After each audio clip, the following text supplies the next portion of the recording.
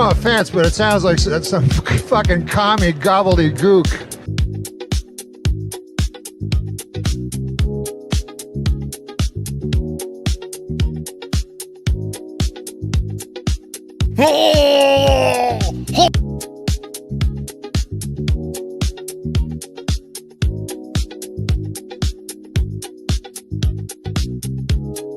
What the fuck was he talking about?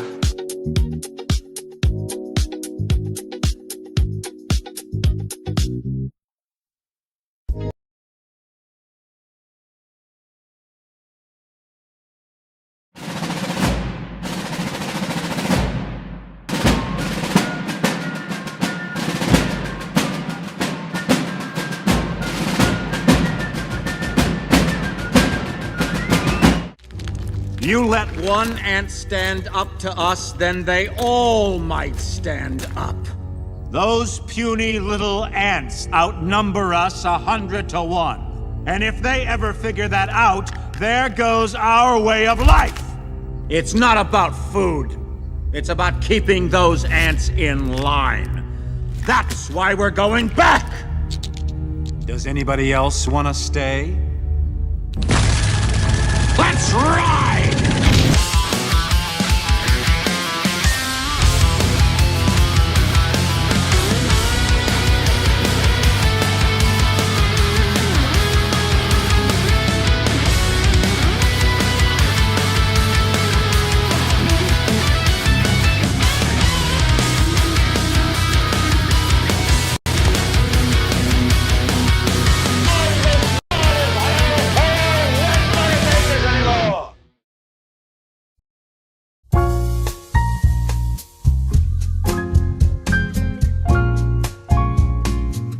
All right. Hello. Right at the worst time there. All of my monitors in front of me did that blinky thing. You remember when I was having the blinky shrinky monitor problem from like 2 years ago? All of a sudden, they did blinky shrinky again. So I'll just have to monitor that as the night goes on. And hopefully it doesn't screw up my my music transition. That was bad enough. But anyway, it's Wednesday. It's hump day. It's not nearly the hump for me, though. Because after tonight, there is no just Thursday and then Friday. There's Thursday, there's Friday, there's Saturday. For those of you who are for your sponsors, we'll do a Sunday morning. That'll be nice. So this is a very full week. Actually, it's going to be a full week next week as well. Because my brother is going down to Florida to do some work down there. Some really exciting work that he's doing for his channel, his brand, and all that stuff. I'm really happy for him. And he's going down there the last week in Florida. So I said, well, listen, let's do the next 2 Fridays for the Playhouse. So that's what we're going to do on the 13th. We got 2 Friday the 13th in a row. There's no other Friday the 13th, though, left this year. So we got that going on. And then next Friday, the 20th, we'll be doing the Playhouse as well. And then I like matching up the Saturday night lounge shows with those Playhouse weekends. So that's what we'll be doing. We have 6-day weeks for the next 2 weeks. And I'm happy about it because I'm doing what I love. And I hope that you guys enjoy it. And boy, oh boy, we have to talk about the show we all enjoyed doing together last night. But that'll be in just about a second or so. I just want to welcome you all here. Reminder you all that tomorrow night is Thursday, which means I'll be picking a name from the Super Chat hat. Now remember, I like putting incredible prizes to the Super Chats out there because we aren't the biggest of shows in the world, but we have a fantastic audience, and I got to find a way to raise money for the show and all the things that we have to accomplish over the year. So I like giving gifts and adding things into these awesome raffles. So we start a raffle on Monday. We pull a name out of the hat on Thursday. No matter where you send in your Super Chat to YouTube and Rumble and Pilled, the gold pills over there, or quite frankly, superchat.com, which is processed through Streamlabs, which means it goes directly to the show in the maximum percentage immediately. No like end of the month payout, but it does not matter to me because as long as you give to the show and support me, it would be a real privilege. Real privilege, though I would still show up here every night and as I've been doing for 20 years in one way or another, pretending that nobody watching 20 years ago was a million, and then treating 12 people watching as if they were a million, and just do, hey, like one of those Subway performers, one-man band.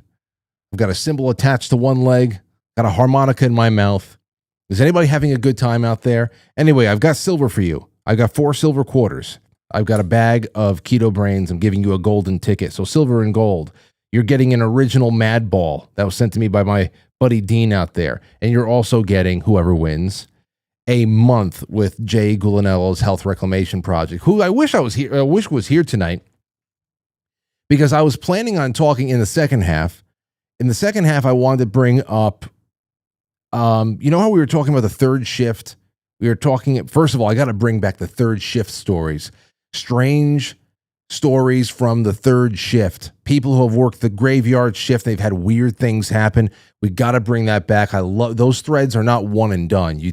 So many of those threads we got to bring back, and we have not done third shift stories in what feels like 2 years or so.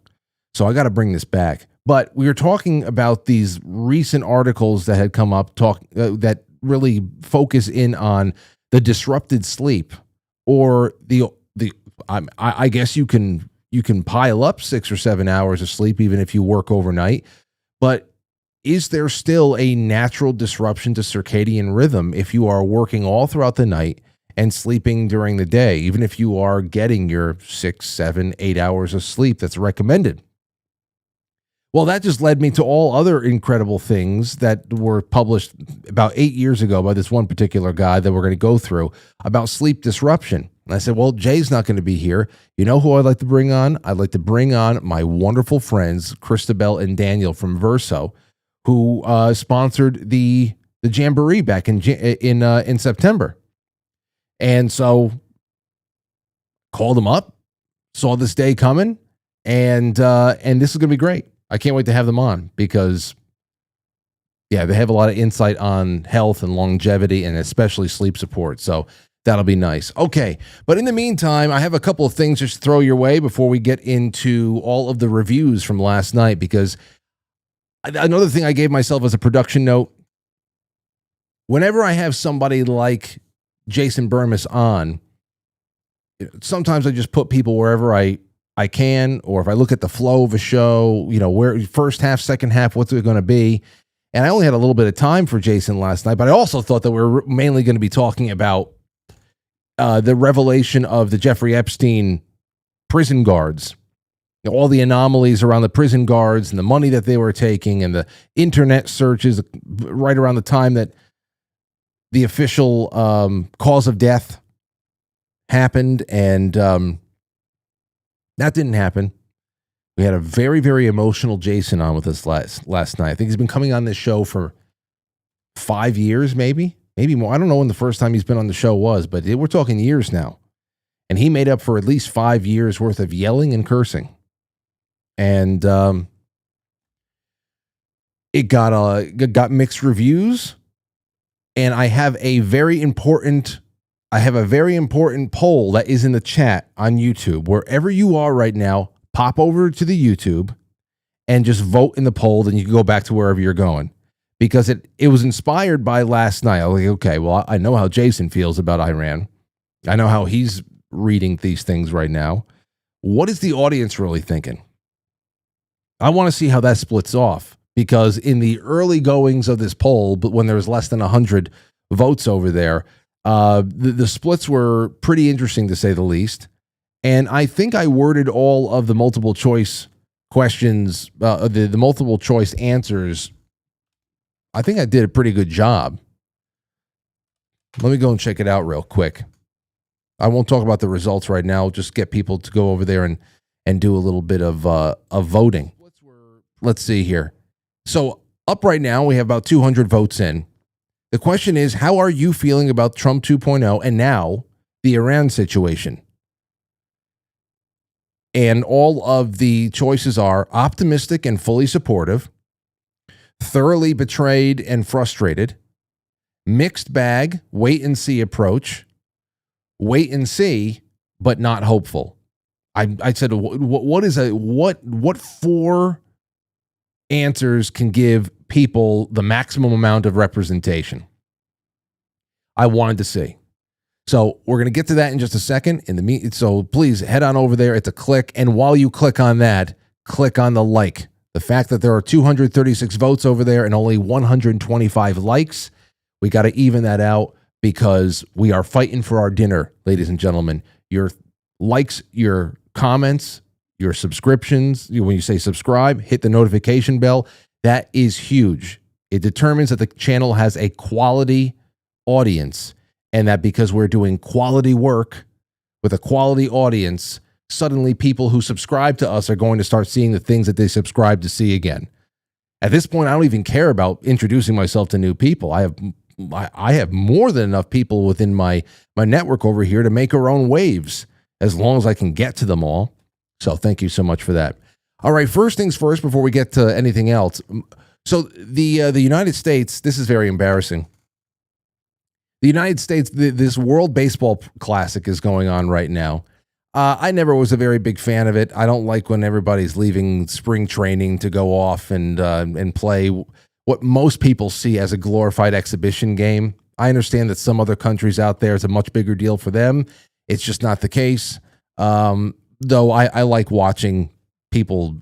There's all a bunch of great stories that happen during it, like this guy from this Czech pitcher that pitched 4 2/3 innings of shutout ball against this incredible Japanese team. He's an electrician.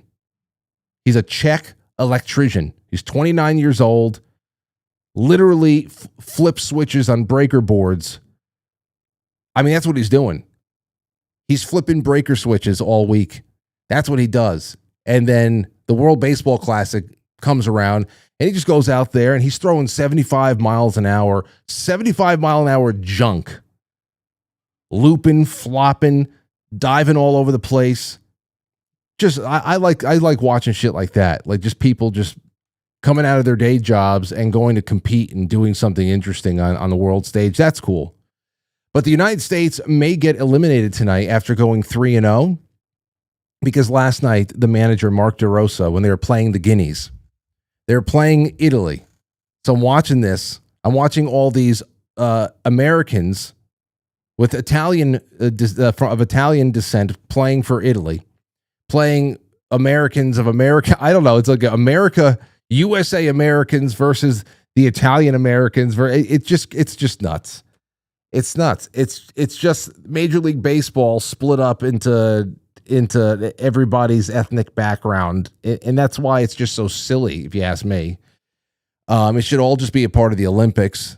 Baseball used to be part of the Summer Olympics. They still should.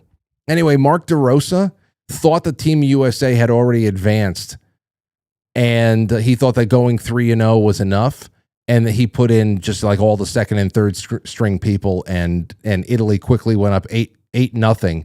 And that's when everybody started doing the math and realizing that the United States, if they lost, could be eliminated based on what the outcome of the Italy and Mexico game tonight is. He's trying to walk it back and say, no, I didn't mean it, that I misspoke. Bullshit.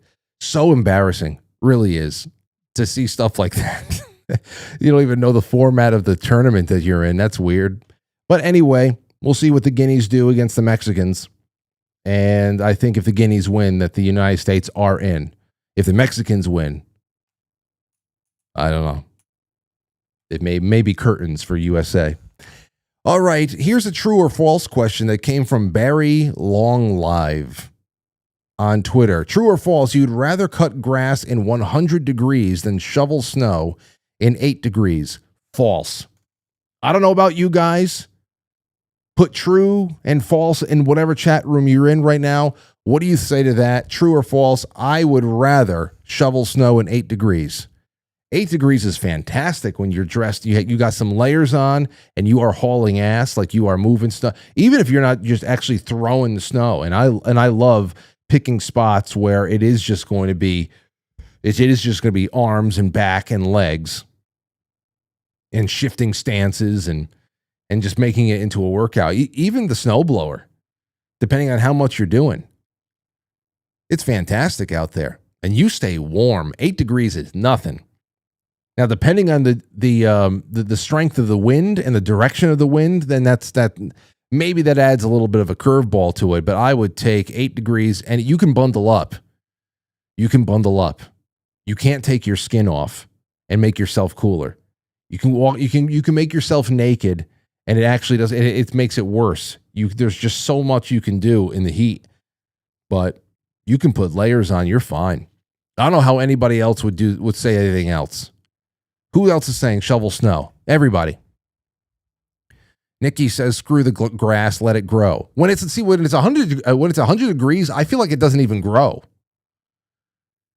Shovel the snow. True, give me the grass. 100 degrees though, Dwayne, you would take 100. Like I would take an 85 degree, 90 degree day grass maybe. But once it gets to triple digits, I'm like, F this. F this, man. It's mostly snow I see in these chat rooms right here. But John Rogers on D Live says false. Give me the hot weather any day. No, it would be true. True. Give me the false would be give me the snow. So there you go. Team snow. Yeah, in this case it would be. Not that I don't like 100 degree days. I'm still out there, getting a workout in. I put the sprinkler on in the driveway for Aurora. I run in there. We dance in the sprinkler. We put on some music, and then you're fine. You're baked. But yeah, as far as labor goes, doing something laborious. Anyhow, okay, so here we got this. The FBI, if you guys have noticed this piece over here, quietly warns California police of Iranian plans for retaliatory attack. There were things getting around. I saw Disclosed TV and a few other places saying that Iran might send over drones, explosive drones, to hit the West Coast, which makes no sense if, then again, what reports are we getting from where? I read that the only drone carrier that Iran had was quickly sunk. So where they would even have as a launch point for that, I have no clue. The alert reviewed by ABC News said that Iran could begin launching attacks against the West Coast as revenge for U.S. strikes on the Middle East. We recently acquired information that as of early February 2026, Iran allegedly aspired to conduct as of February 2026. So this is old news. They have no, from what I have read, there's no capability to even make this happen at this point. Iran allegedly aspired to conduct a surprise attack using unmanned aerial vehicles from an unidentified vessel off the coast of the United States homeland, specifically against unspecified targets in California, in the event that the U.S. conducted strikes against Iran. We have no additional information on the timing, method, target, or perpetrators of the alleged attack. The warning came right as President Donald Trump and his administration launched attacks against Iran in a joint military operation with Israel. So there's that. So watch out, California. Earthquakes, Iranian drones, you got everything coming your way. So last night, had Jason Burmis on the show, and it made me just wonder more about what's going through your guys' heads. Because, since those first 2 days of covering the Iran back, it must have been like March 2nd and March 3rd, it really has not been too much coverage here. We've been doing other things. There's a lot of things going on out there. You know that the operations are going on. You hear reports about one thing or another. But we dipped back into it last night, unexpectedly, of course, because like I said, I wanted to cover the prison guard thing. But that's what we did. And, he was amped up, Jason was. The the prison guard stuff ended up being a footnote because the dominant thoughts were the war in Iran. And he did a lot of yelling. And it was just much different than we were used to over the years, which you remember the first time that Rich Barris came on after the 2020 election and just started screaming, like, whoa, we just captured a moment there. We just captured a moment. So, some people said he seemed a little bit, I don't know, inebriated. I don't think so. It's just a side we've never seen before. But, I just wanted to put some stuff out there with you guys. He was especially, just a little bit of a recap, especially angry with President Trump. That's why I said, what does the audience think? I want to poll them. I want to see what the hell's going through their mind. He expressed several times that he'd like to get into a fist fight with him over the latest conflict, which, I mean, come on. If he's not already on a list, I'm sure he is now. That was just ridiculous. I understand you're angry, especially when you're talking about civilian death toll, which is being hotly contested all over the place. Children, that's enough to make anybody pissed off. And I'm sure that there's plenty in the chat room out there who are feeling the same things. Maybe you're just expressing it differently. So you talk about war crimes. Yeah, people say war crime. I look at this as one thing and one thing only these days, to try to keep my sanity, if nothing else. War is a crime, at least war as we have come to know it. Most of us want nothing to do with war, especially when you know that since World War II, and especially over the course of the last 25 years, I don't know if we have ever known a military operation that was it was definitely not declared by Congress, or even had a clearly defined and justifiable mission. Like this is just our experience with the American military being deployed, especially over the last 25 years. There's no declaration by Congress, and there's no clearly defined and justified mission, or anything that you're given as a mission ends up 20 years down the road being just looking so ridiculous, looking just as ridiculous as CNN's Gulf War coverage back in the early 90s. We haven't had that. And when the bombs start flying, no matter how smart those bombs are, you can bet your ass that innocent lives are going to be lost somewhere along the way, unless you're taking out a remote airstrip in the desert or something like that. But even in justified wars, innocent people are going to die. That's the way it is. So that's where I assume most people in the audience are at this point as a default, especially since we have so many veterans of foreign wars that watch the show, who have reached out to me so many times over the years, countless times, to talk about their disillusionment with one thing or another, and how current events always call them back to wondering about what their deployment was all about, what missions they were on, whose greater purpose were they serving. It at least makes you beg the question. So that's where I assume most people are at. I don't think that most Americans are suffering from some suicidal form of pacifism, like in the face of a credible threat. We just haven't, that we don't think that there is any there's no application for military action. It's just the thing is that I don't think most people have seen a credible threat in a long time. We've only been told to trust. And that trust continues to get broken over the course of decades. So here we are right now, and I'm always curious about what people are seeing, what people are saying. I don't know what Jason's sources are, especially when it comes to the claims that hundreds of our soldiers are dead. That was a big claim, and I haven't seen anything out there to back it up. I was looking around. And like I said last night, because a lot of our commentary and some of the calls on last night's appearance really came during the flip side, which is another reason why I was like, I got to put things like this up front, especially if I know if we're going to get on a real hot topic that's not just mildly curious, peculiar, entertaining, like the Epstein prison guard story was. This, on the other hand, deserved at least a 45-minute window for people to call in and agree, disagree, and say whatever the hell else they wanted to say.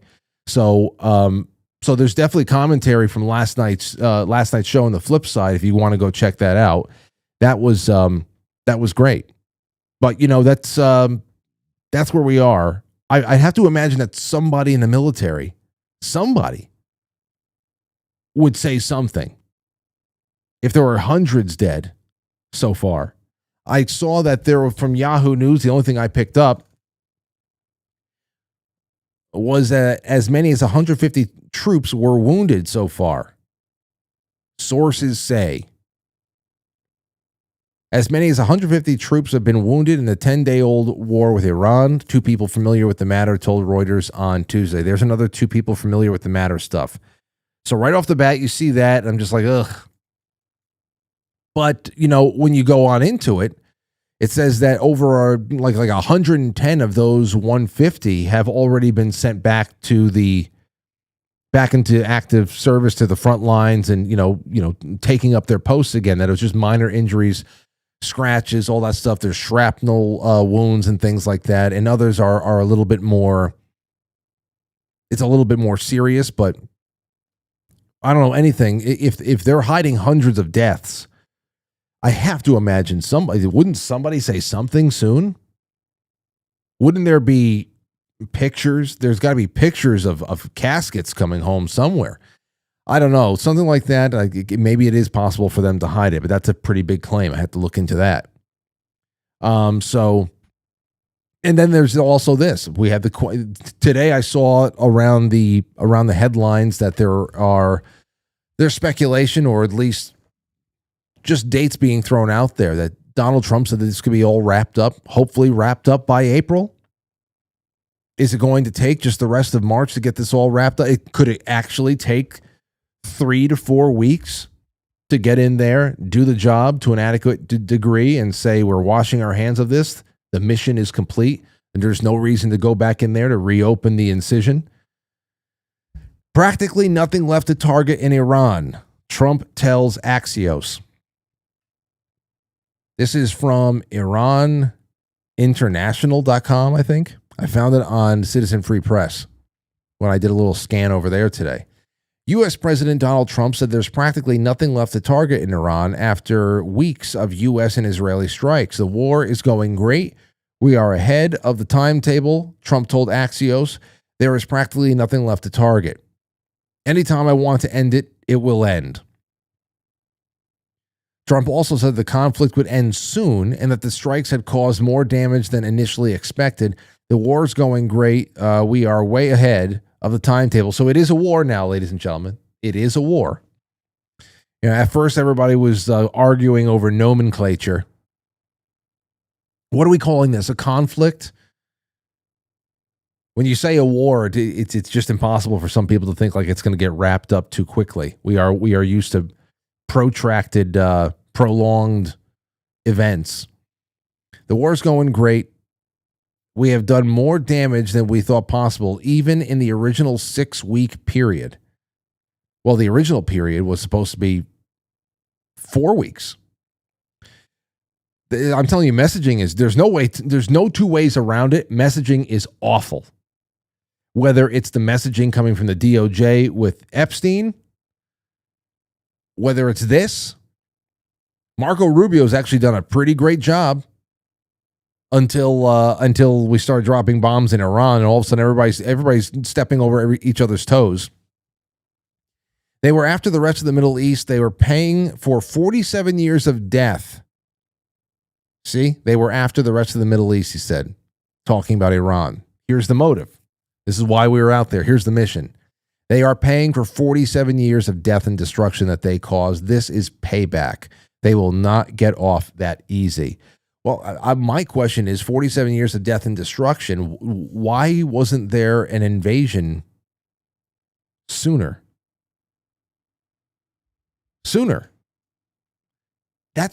doesn't make sense. 47, we're getting harassed and hounded and killed for 47 years. And there's why if anybody who has inside information or inside knowledge on that, some kind of insight that we can work with, please, by all means, call up and say, I have something for you to chew on why it took 47 years to finally make this happen.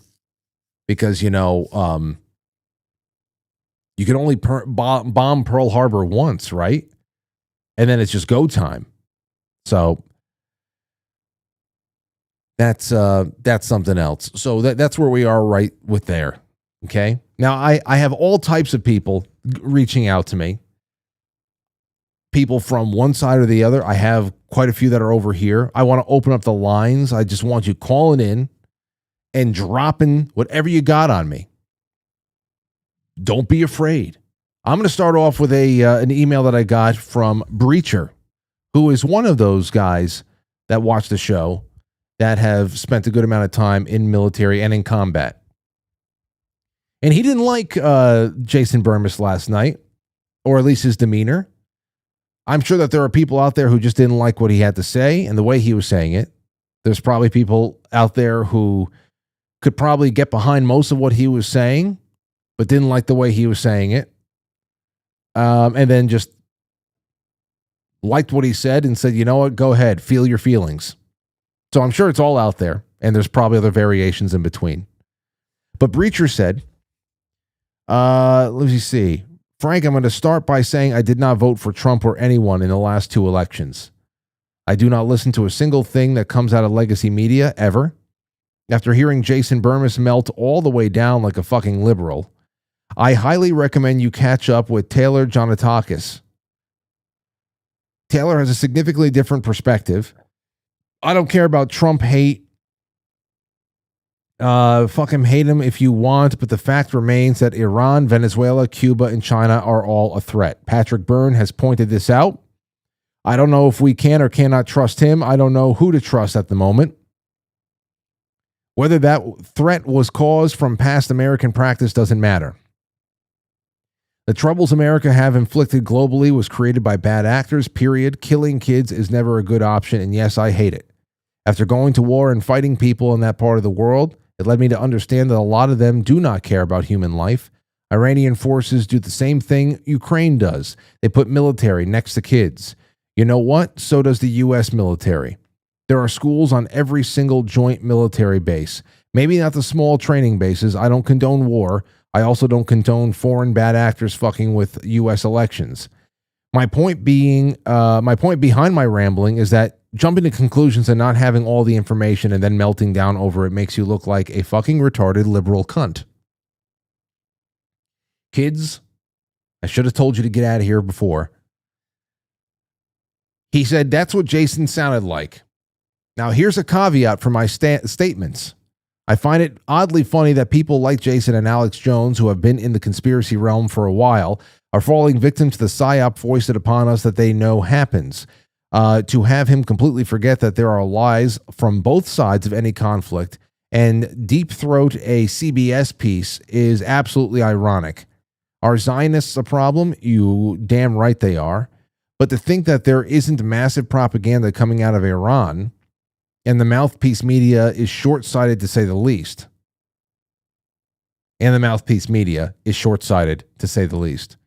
Truth and lies happen in every statement. They can be at the same time.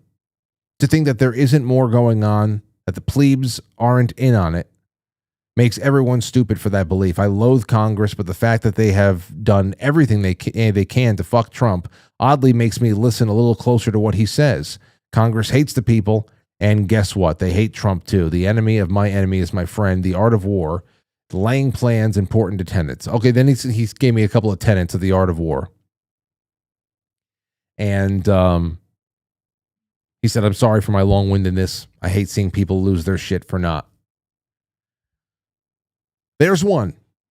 There's one for you. Someone else was having a moment last night. This is just someone who just lashed out at me for even hosting Jason Burmis, which no, that's what makes this show entertaining to me and interesting to me. You know, I know that there are people out there who start, they just run from certain audiences and they don't want to be they just start tightening their circle, tighten their circle. So close that you can't even get an echo in that echo chamber anymore. Everybody just insulates it so much. It's so tight together. But someone named D tweeted at me, "This was terrible. I turned it off in an hour and a half. I now believe Jason Burmis is the bullshit artist." Fine, you can believe that. I'm so sad to see the change in you guys. Okay. All right. Keep going. I have been following you since before Aurora was even announced. Now she's invoking the name of my daughter to guilt me into reconnecting with who this person thinks I was, that I have become something different. Perhaps you've changed, ma'am. 5 nights a week I have spent with you. I am so sad.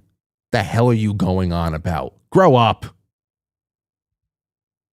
Shit like that. Like, what am I supposed to do? Walk on eggshells when some people are just completely out of their minds? What change in me?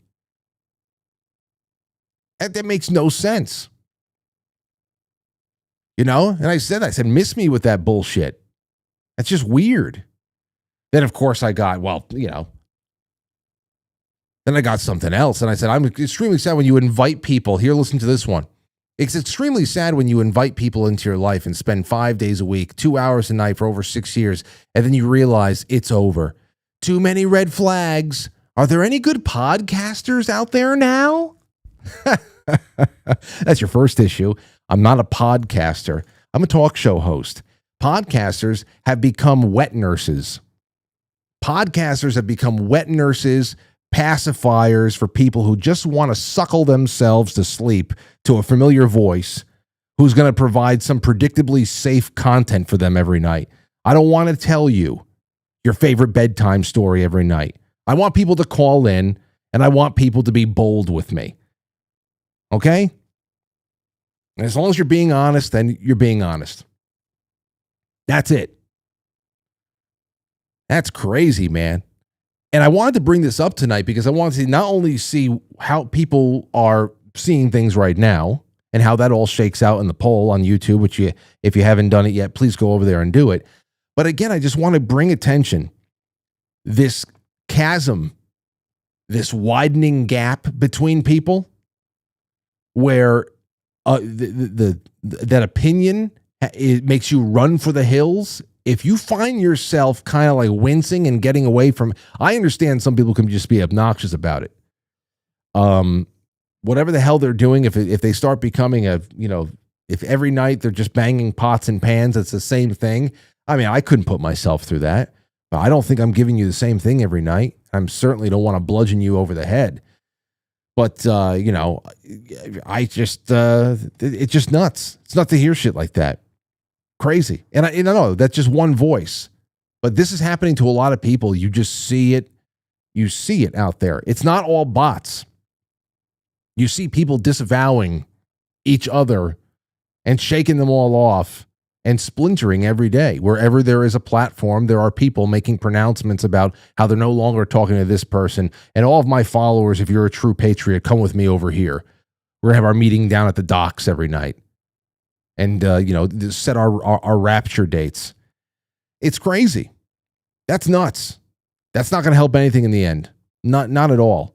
You think I'm comfortable or I agree with everything that Jason Burmis or Ryan Gable or even Rich Barris has to say? Rich Barris, he comes in mostly from a data. So sometimes I just don't like the data he's putting out there, what it implicates.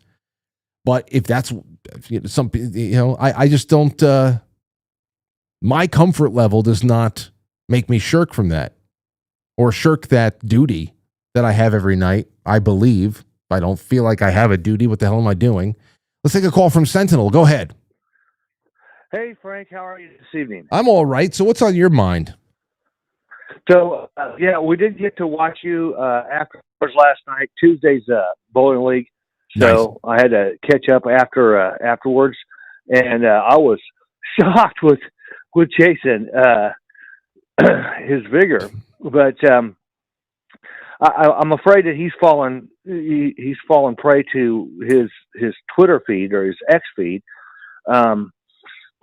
I personally do not believe that either on purpose or mistakenly, the United States would target children, which caused a early controversy early last week.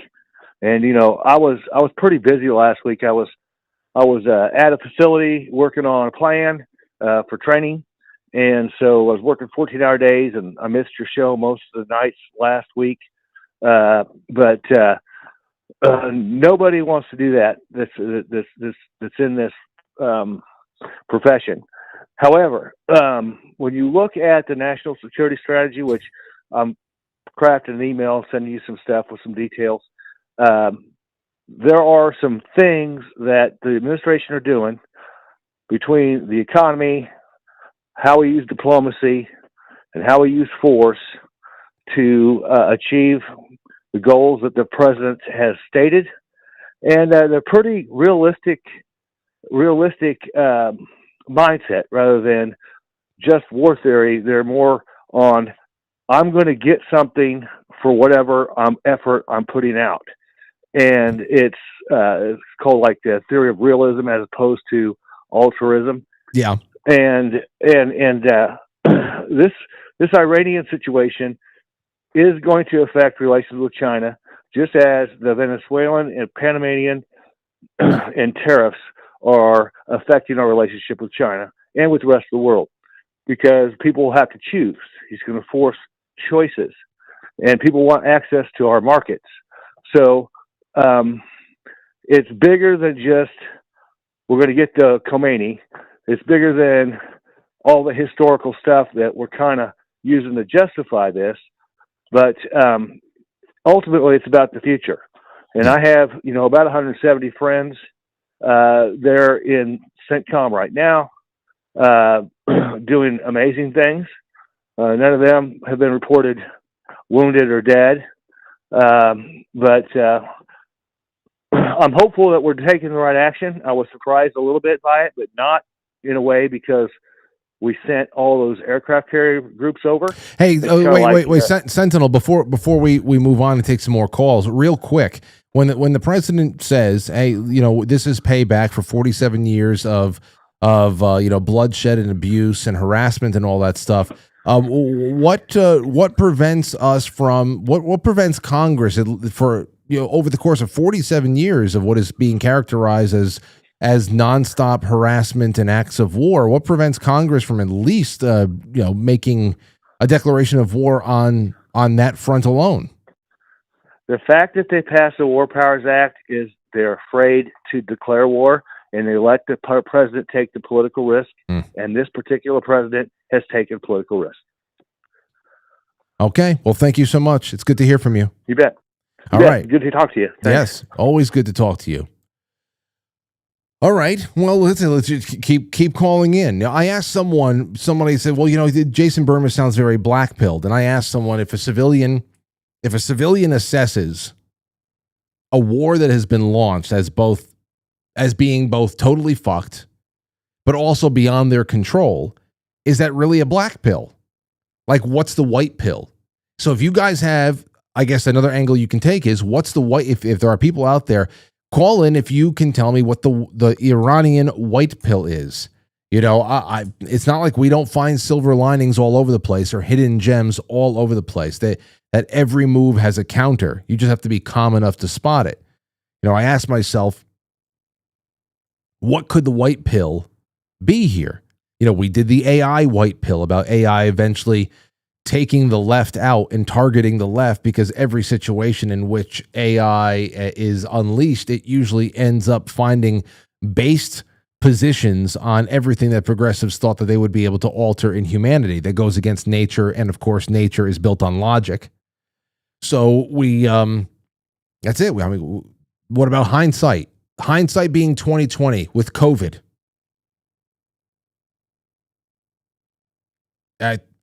We made lemonade the best we could out of those lemons that was COVID. Let's not talk about the people that we lost. We lost family and friends through death and propaganda. But also through COVID, we got new media. We got new medical options. We got new educational trends. We have new political trends as well. So what would the silver linings be here? Or what's your Iranian white pill moment? Let's take a call from Mark Kernkey. This should be good. What's going on, sir? No way. Hey, great program, by the way. Welcome Excellent. to Stay it. up. Real quick, number one, the reason that they're not declaring war is because of two things that they're not talking about. Number one, I've mentioned it a million times, the War Powers Act of 1933 combined with the Gold Act 33 and the Gun Control Act of 1933-34. More important is this.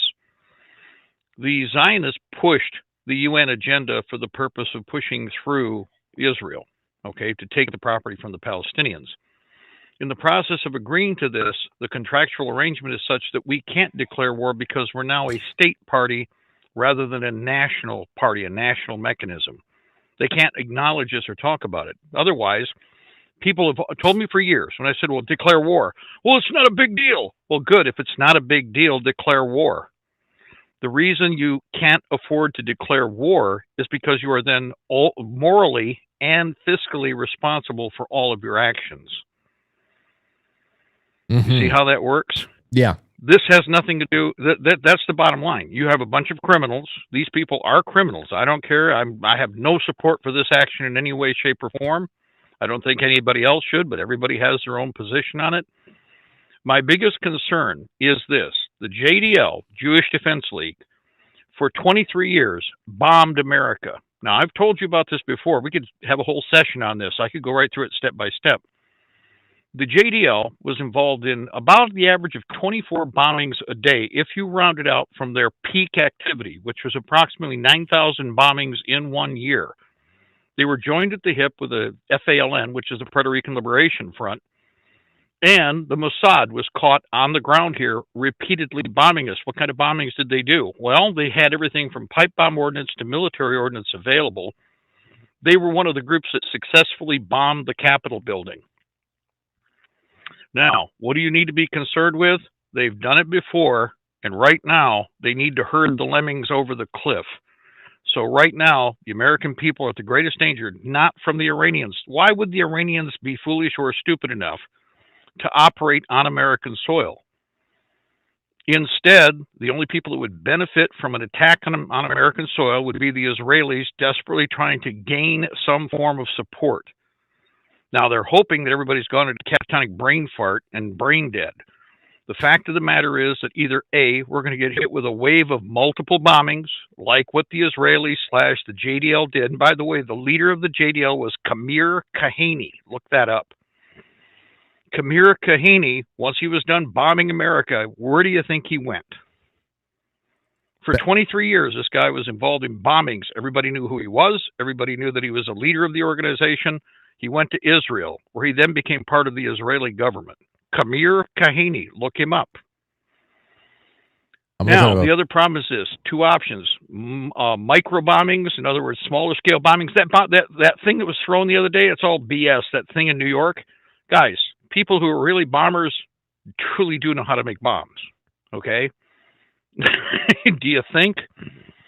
So this is micro propaganda by comparison, but here's the problem. It's either going to be a small-scale tactical or nuclear. If it's nuclear, most likely 3 light tactical nuclear devices provided by the Israelis, although we really got it from us.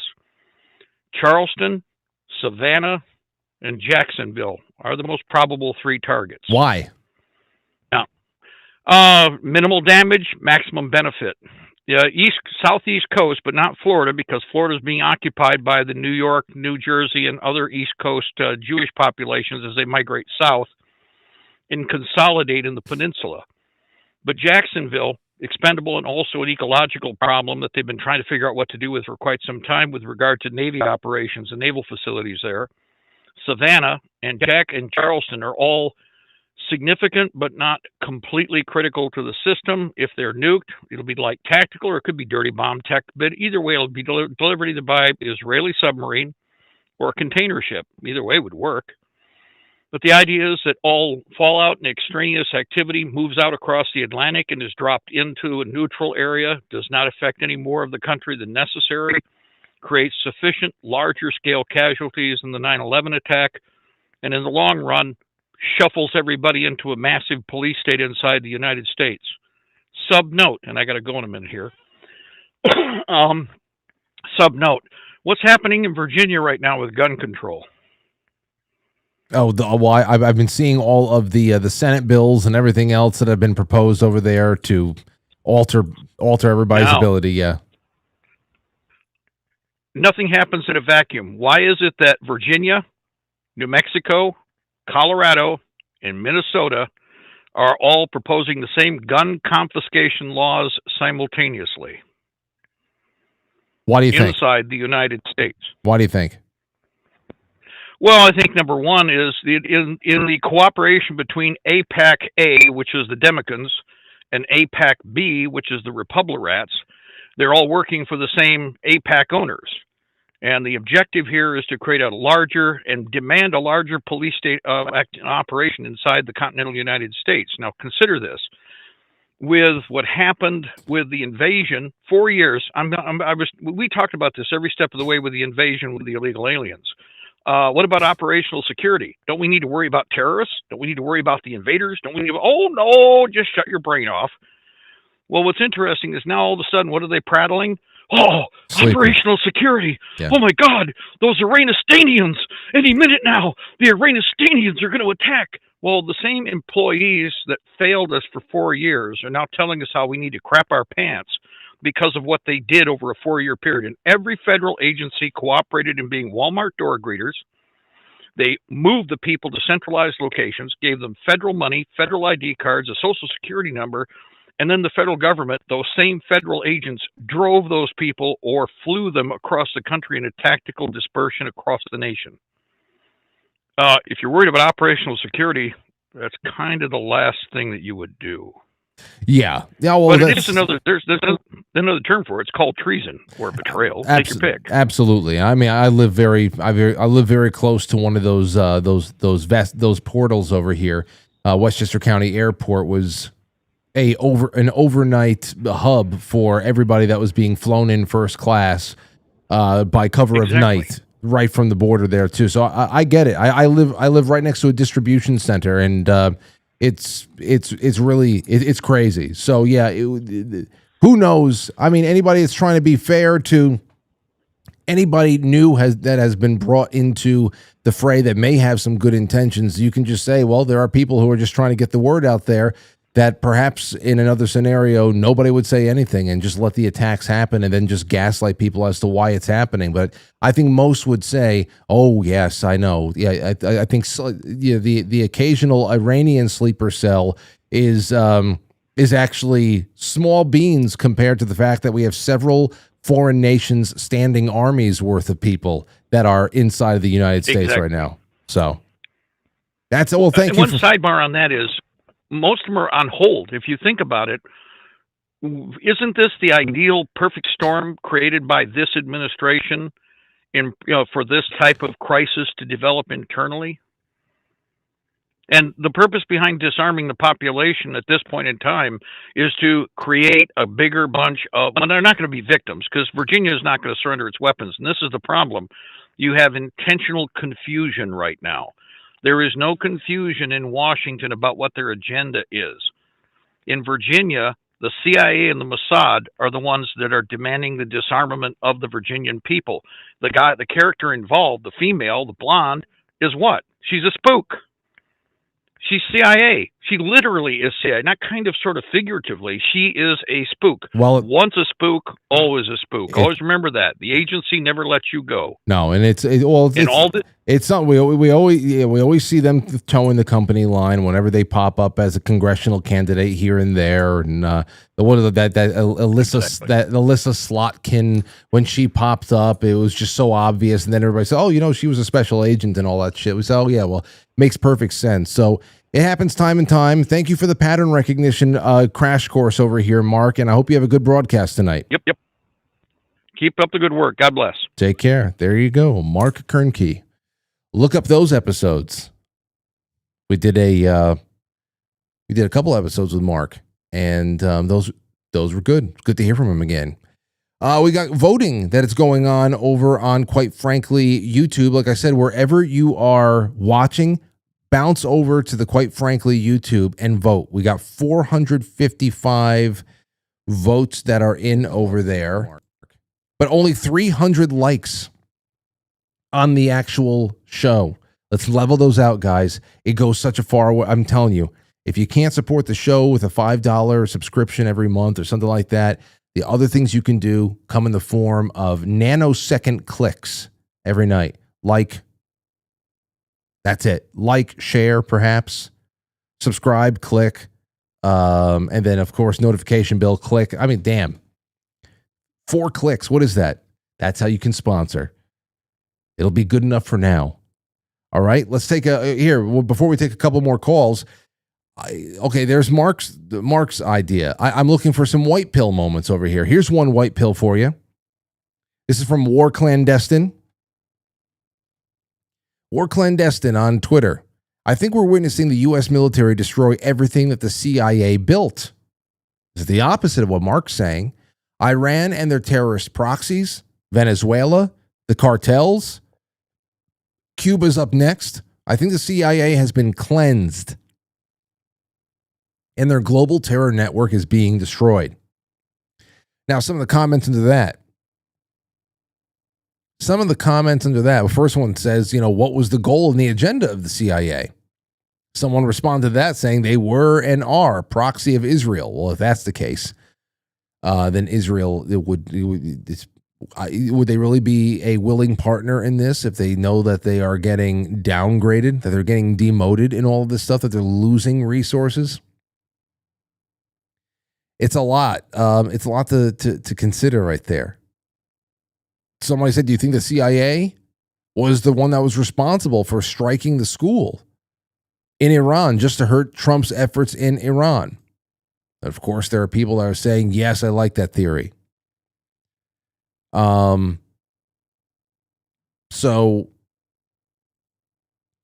I actually think it's impossible to clean. All those are impossible to clean. That's why I am a dismantling fan. I am a man that wants dismantled everything. I want everything to be dismantled. That would be great. That'd be the greatest revolutionary act, restorative act that we have. That we've seen in a while. Of course, the other thing there too, and I know that we watched this video on the flip side, but we covered the Promethean angle, whatever the Prometheus project or something like that, about how Iran has all the earmarks of it being the chokehold that the city of London has had on Iran for 118 years through the control of all of their mining interests through British Petroleum and all that stuff, that 118-year span of control is being snapped now. The entire place is being reformatted and reconfigured.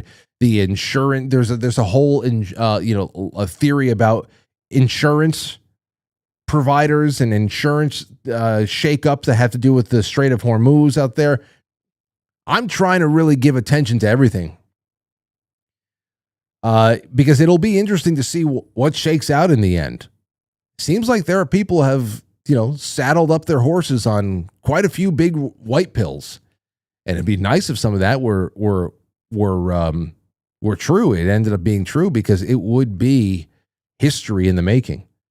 It would be the first time that through aerial bombardment alone, something so lasting, so positive, so stable was actually be able to be brought about. 224, you're on the air. Go ahead. Hi, Frank. It's Johnsburg Paul calling. John? Johnsburg Paul. Okay, how are you, Paul? I'm doing great. Good to talk to you again. Love the show. Thank you. As usual. On the subject of a white pill, I can't see one immediately unless in some way radical Islam is, taken apart. That might be one. But I'm with you on the dismantling of everything. I mean, I think what's happened is everything that we've got in government, CIA, all the 3-letter organizations have gotten so corrupted that the only thing we could do is get rid of all of them. One of the things that's always troubles me is that I've always heard that, America is Israel is America's best ally in the Mideast. And I think it's the opposite. We're their best ally in the Mideast. And that raises the question is, why do either one of us have to be an ally in the Mideast? To me, we're the dog, Israel's the tail, and it's the tail that wags the dog.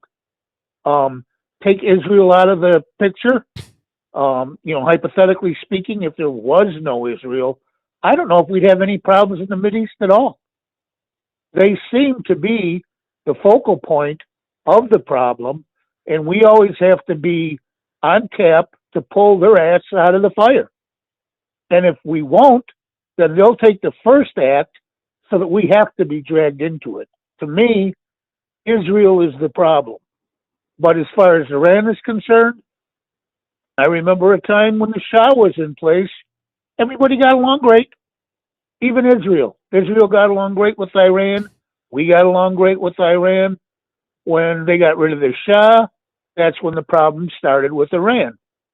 And it seemed the same thing with Libya. You can just go down the whole line. The whole line of problems in the Mideast is because of them. I took your poll that was up, and I voted for. I'm very disappointed. I think that Trump tries to come off as being independent, and he decides what he's doing, and I think just the opposite is true. I think he surrounds himself with people that he thinks are his friends. They're not, most of them, and they tell him what to do, and he does it. And to me, it's usually at Israel's behest. He's their puppy. Well, I'm sorry. No, go ahead. You can fish up. As far as I'm concerned, like when that missile that hit that school, I've heard that on the map of intelligence at one time it showed that was a military facility, and maybe they never changed the map. That they thought they were shooting at a military facility because that's what it had been previously, and they thought they were shooting in a military facility, but in the interim had been transformed into a girls' school. So it was would you call it an unfortunate accident or just stupidity or what? But anyway, we killed a lot of little kids, and we killed a lot of little kids trying to protect Israel. And as far as I'm concerned, we should just bring everybody home and just say, look, we're going to protect America, and we're going to talk with everybody on a bilateral basis. We're going to be friends with this country and friends with that country, and all of this stuff of these organizations. I support you and you support me and we all support each other are just bullshit as far as I'm concerned. As far as I'm concerned, be friends with Russia one-on-one. Well, be friends with China one-on-one. Go ahead. Let's see what people say about that. I'm sure that you have a lot of people that are, especially, like I said, not pacifists, Paul. Thank you for the call, but non-interventionists. And I think I don't know about the whole, they didn't update the Garmin, and they didn't know it was in that bill. Remember what came out of Israel not too long. Well, it was in the Financial Times. It was the Financial Times piece, like a day or two after Khomeini died. So it might have been published on March 1st on that Sunday or something like that, where they said that they had for so long tapped into all of the cameras around Tehran, and they had God knows how many human assets there behind enemy lines in Iran. They said that they had the capital city of Tehran mapped out to such a degree that they knew the place inside and out almost as good, if not better, which is like maybe just a phrase. But I believe them. That after all of their spying and all of their surveillance, they knew Tehran just as well as they knew Jerusalem. I got to imagine that there is intelligence that gets to get shared that would be able to confirm what building is which. Is there room for mechanical error? Absolutely. I mean, I know it's not the late 90s anymore. I know that we've come a very long way, but they are just machines. It is just computers. Things can go wrong. You know, we shot down TWA 800 right off of Long Island, and that was the military. And it took, I mean, essentially still no admissions. That was a whoopsie. Killed a whole bunch of civilians here. Denials all around. Let's take a call from King 40. What's on your mind, my friend? Good evening, my friend. Good morning. Good evening. Sorry. That's all right. I'd like to weigh in on the whole Iran war thing. I'm not going to do anything groundbreaking or sound like some great political pundit. Everybody knows I'm a dummy. But me personally, I'm backing the God Emperor with whatever decision he makes. That's the kind of loyal guy I am. Once I'm on your team, I'm on your team for life. So as far as the two religions fighting, I got use for neither one of those two. So I'm not even going to bring them up. The guy made a very good point, Mark. I'm sorry, I can't pronounce his last name on the phone. Yeah. About how it might be the other guys and not these guys and not the other guys, which is all very valid points and very well could possibly be true. And that's above my pay grade to figure out.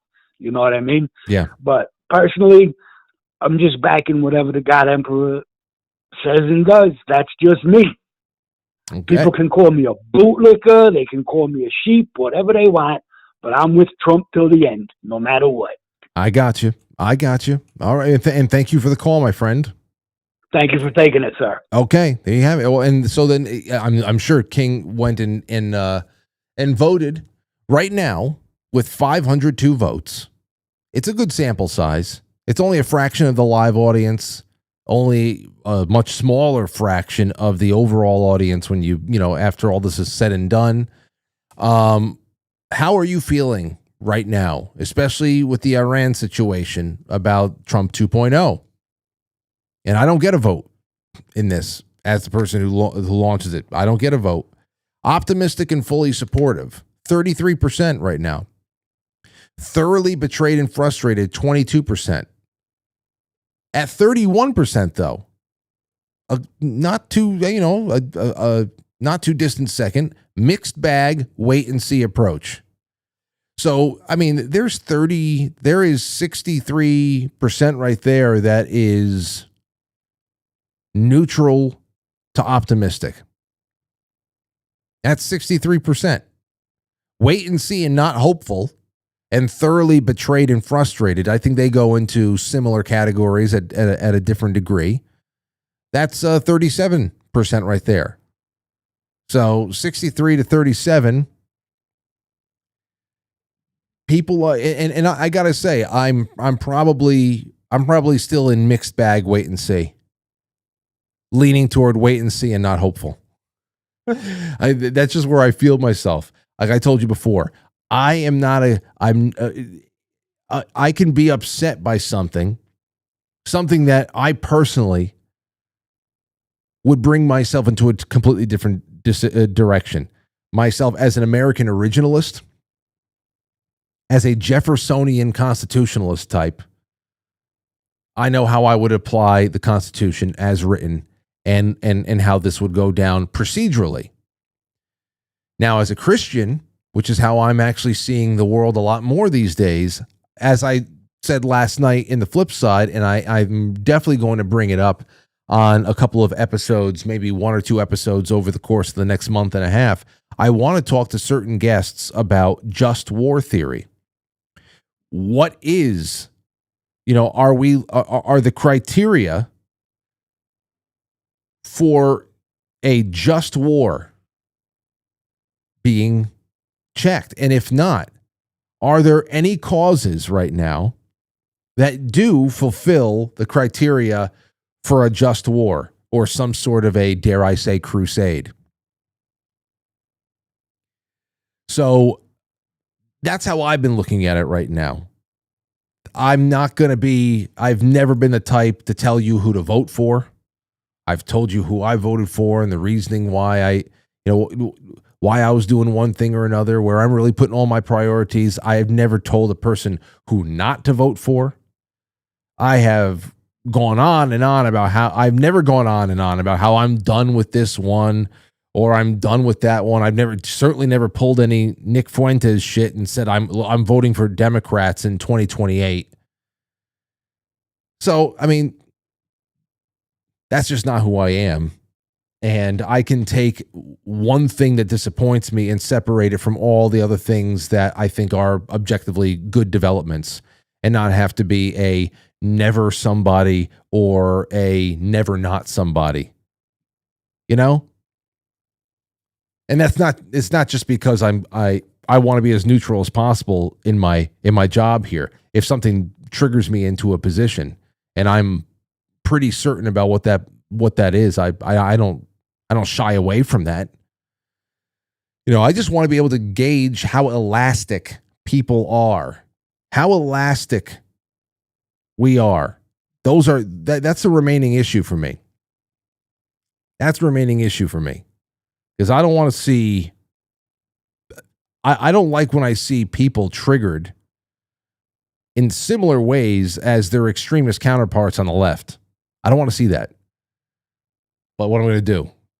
Can't do anything but what I do every night, and hopefully I just keep attracting the people who should be watching the show every night. Go through the exercise with me. And sometimes those exercises are petty and weird and spooky and personal. Ride a whole roller coaster of emotion in one night. That's the real shit. That's the real shit. Okay, let's take another call, and then we're gonna. I want to take a quick break after that. There's tons of calls coming in now, but at 8:20, I want to pivot to this wonderful story. I mean, the story about sleep, because I asked my friends to come on. I'd be talking about this with Jay, but I also have my buddies from VERSO coming on at 8:20 for a few minutes. Only about 20 minutes or so. We should still have more time to talk after that. I want to read your super. In fact, I should probably do some super chats right now. But one more call. 559. Go ahead, real quick. 20 minutes or so. We should still have Okay, more this time is Lynn. after that. Lynn, how are you? Can you turn off that? Yeah. I'm 77 today. Oh, happy birthday to you. Thank you. And I just wanted to get that off my chest. You because I sound want to fantastic. Say the things I'm going to say in a short time. First of all, thank you for King calling in so recently, right before I got through right now. King said what my heart would have said. I'm for Trump. I'll be standing next to Trump until it's all burnt down. I don't believe anything that's going on is the truth. I believe all of it is woven together in a way that we don't really understand. Trump is not in command. The military is. He's a puppet, sort of, in that way. And that's just an opinion, because guess what? Everything is an opinion. I want to say what I said last night in the super chat or whatever, in the gold pill or whatever it was, about Jason. He was having a meltdown. He was having an emotional, spiritual, personal meltdown. I didn't recognize him. That's why my comment was, that's a clone. He's allowed to do that. We're all allowed to do that. I think that a lot of us were in shock because that's not who we recognized him as. But he has the freedom and the lack of, because we don't have censorship here. That's what we're here for. That's the whole reason why we're here, is because of our all different ways of expressing our personal meltdowns that we're having, or stuff that we're reading, and that's not even maybe the truth that we're reading, or that we're not understanding it correctly. I want to read this thing that Not Your Mom sent in earlier. Gifted the phone. Frank, your show is a haberdashery. Oh, that's a hat store. And I love that. I'm never sure who will be on. You know who likes chaos and confusion? The darkness. Let the thin-skinned folks go and be authentic. Frank, we appreciate that you bring on all those different personalities with all those different attitudes and all those different opinions. Everything is an opinion. I just wanted to apologize in case somebody thought that I didn't like Jason anymore. No, he was having a personal meltdown and I didn't recognize him. So I just want to, that's I know nothing about politics and I don't want to know anything about politics. But thank you, King, for saying what was on my heart. Lynn, thank you for the call, and for 77, you sound like you have energy of someone 3 times younger. So, if you didn't, I'm mentally emotionally, I'm in my 30s. well, good. I can feel that. So, happy birthday to you, and thanks for the call. You're welcome. There you go. Always leaving great things in the super chat.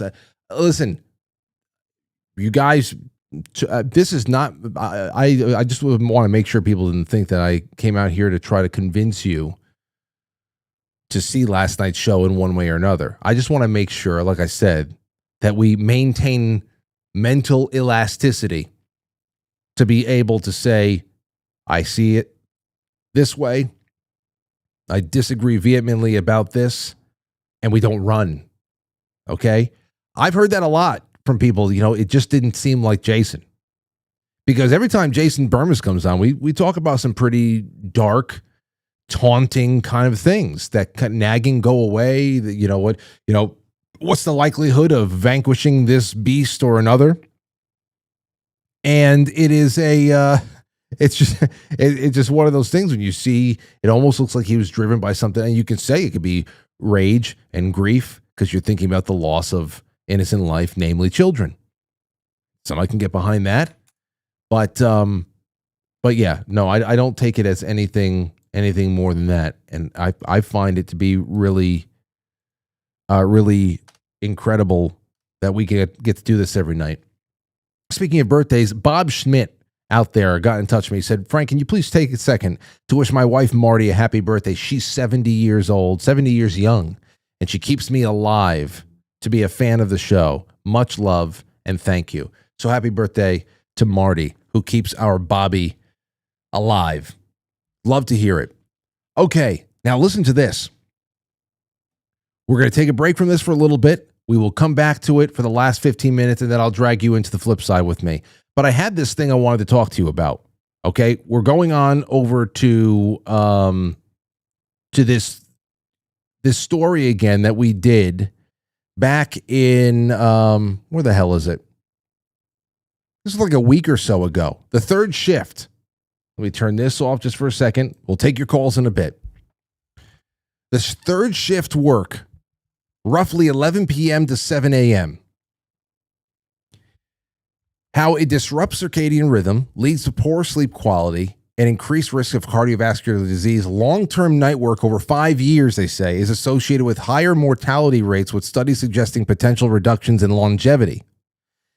I had our friend Casey Kakalaki in the Discord saying that she said that she worked the third shift for 12 years. And even though it's been years since she has done that, she almost still gets flashbacks to it, almost like brain fog flashbacks or something like almost as if her brain's been permanently branded by the time spent working the graveyard shift. And like I said, I was going to do this with Jay, but I have people who are just as suited to come on and talk about it. But listen to this. This is from Matthew Walker over on Tech Insider. Just a couple of seconds of this, and I'm going to read the rest of it to you. My name is Matthew Walker. I am a professor of neuroscience and psychology at the University of California, Berkeley. Oh, okay. And I am the author. Of course, it's just too low. Thankfully, I have all of the things. It was a 3-minute video, but I'm just going to read this to you. I'm going to read this to you. Matthew Walker from Tech Insider. He said the following. Let me see. Let me bring in my I'm going to bring in our friends. 8 years ago, Matthew Walker warned the world that chronic short sleep is literally low-level brain damage. That's what he said. And here are some of the bulleted points in that video that just came in obnoxiously too low in the mix. I didn't even want to play it for you. Memory inbox shuts down. Essentially, he was going to say that your memories, you get to the point where new experiences that you have, they have a higher tendency of just vanishing, almost like amnesia-like, where it's hard for you to actually store new memories. Brain nightly sewage system fails. He's talking about this amyloid piles up. These essentially this kind of like buildup that they find inside of the brains of people with Alzheimer's. It skyrockets dementia risks. That the way that the brain just naturally filters out all of this stuff that shouldn't be there is disrupted as well. Testosterone drops to levels of someone 10 years older. One bad night, listen to this. One bad night of sleep equals a 70% crash in cancer-killing immune cells. Just one bad night. Now, I've always heard that. I had a bad night of sleep. I had a rough night of sleeping last week. I got to make up for it. I got to sleep extra this weekend. And I was told quite a few years ago, well, that doesn't actually work. There is no making up for lost sleep. That's almost like getting punched in the face and saying, I got to make up for that punch in the face that I had. No, you just live with it and you hopefully get a little bit, you move on.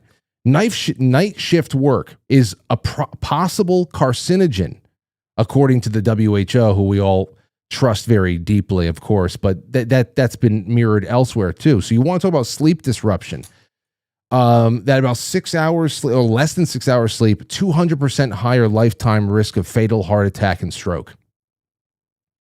That's just nuts. And it goes on more and more over here. And like I had said, we were going to, I've had the perfect people to come on. My buddies, Daniel and Christabel of VERSO.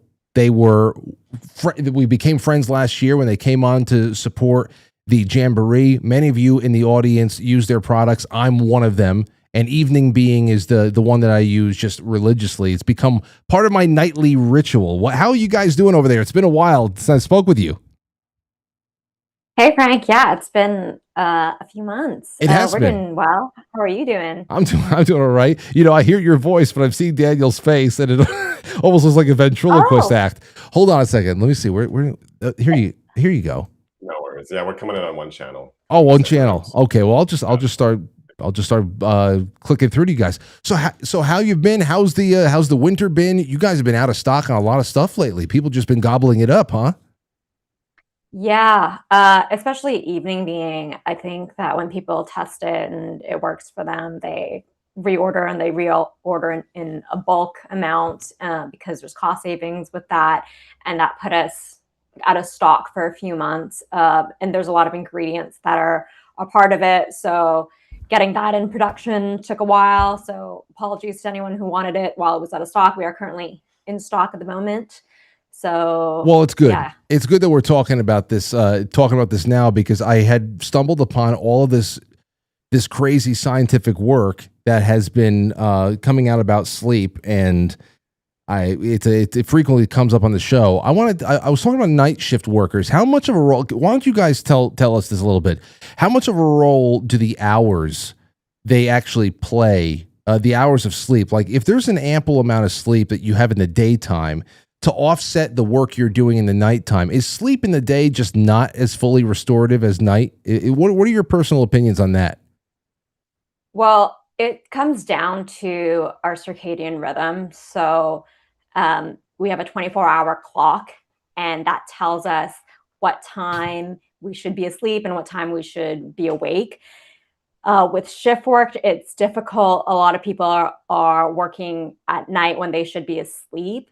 It depends on how their circadian rhythm is triggered. I mean, if they're doing shift work for a long period of time, they can trick their circadian rhythm into thinking that nighttime is daytime, and it won't be as their health won't be as affected. But like with shift work, I know that people work 2 days and then 2 nights, and your body can't regulate what time of day and what time of day it is. So that's concerning, because your circadian rhythm controls your melatonin release, your metabolism, when your brain should be alert.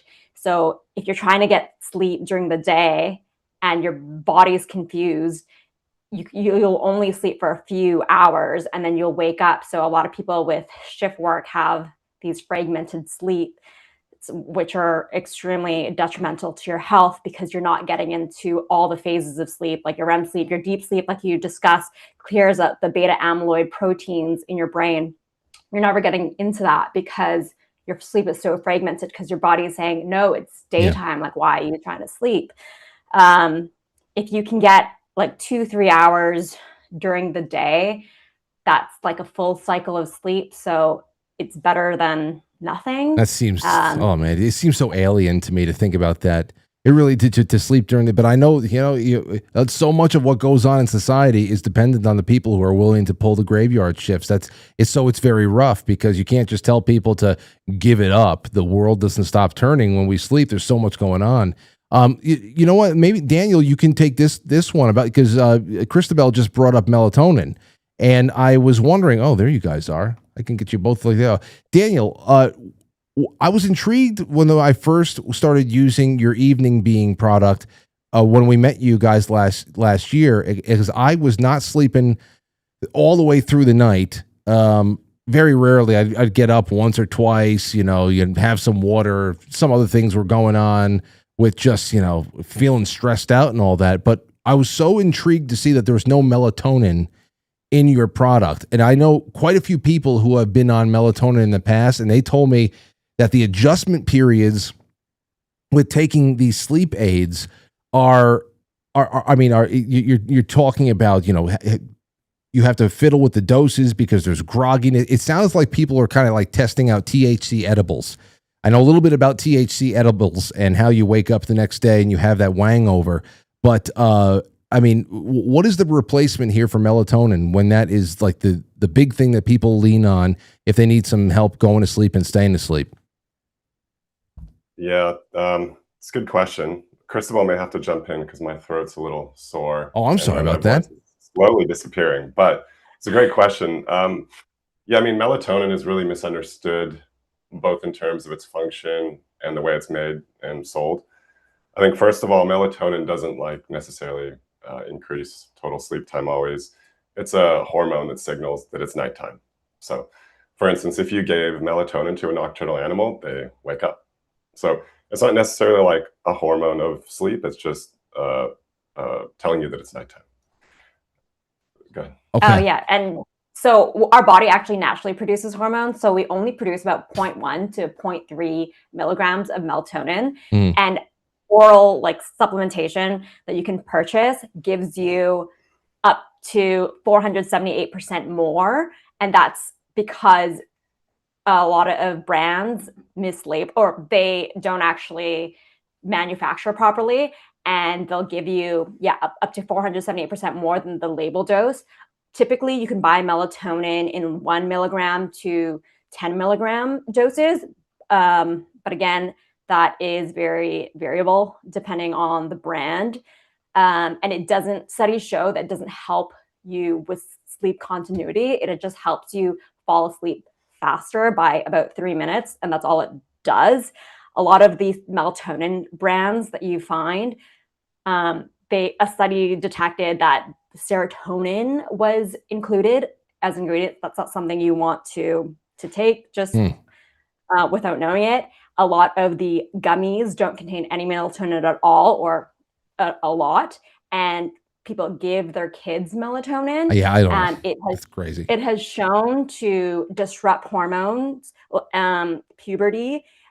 Melatonin, people don't know, has real contraindications and drug interactions. So people that are on blood thinners and blood pressure medications, immunosuppressants, there are real contraindications with that, and people don't know. So people think, oh, melatonin is over the counter, it's safe. It's not for a lot of people, and it doesn't help with sleep. This is why we did not include it in Evening Being. We included things that actually help you go through all your sleep stages, keep you asleep, help you fall asleep faster, relax, and wake up refreshed. Melatonin, why you're groggy in the morning, is because you've taken a super physiological dose and your body can't metabolize it by the time that you wake up. So 1, not really helpful. 2, could be harmful.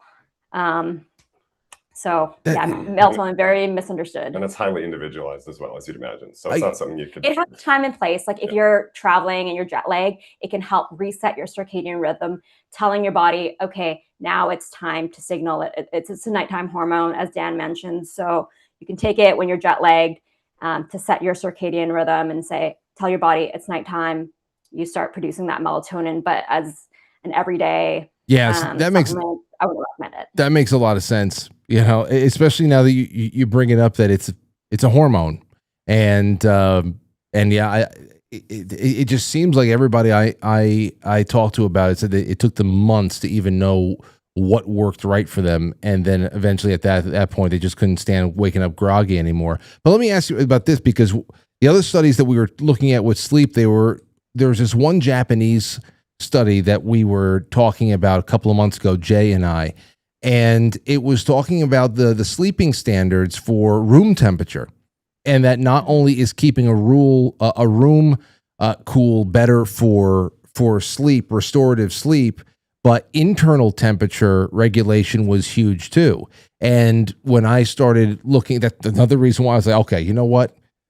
It's okay, Jay can't come in tonight because I got Christabel and Daniel, and I remember reading up on all this stuff with you guys a long time ago. That you have, I know glycine is one of them, but talk about the actual, the two things. I know that you have two components inside the evening being that help lower body temperature during the night to actually stay in some of these like internal regulation zones, like what we were talking about with the Japanese thing. Talk about body temperature.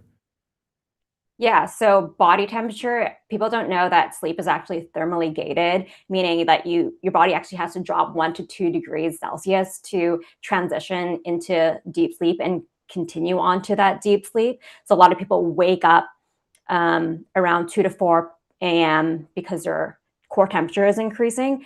3 grams of glycine before bed has shown to consistently reduce blood or your core temperature by being able to release heat through your hands and your feet. Not only that it also helps with reducing your nighttime bathroom breaks.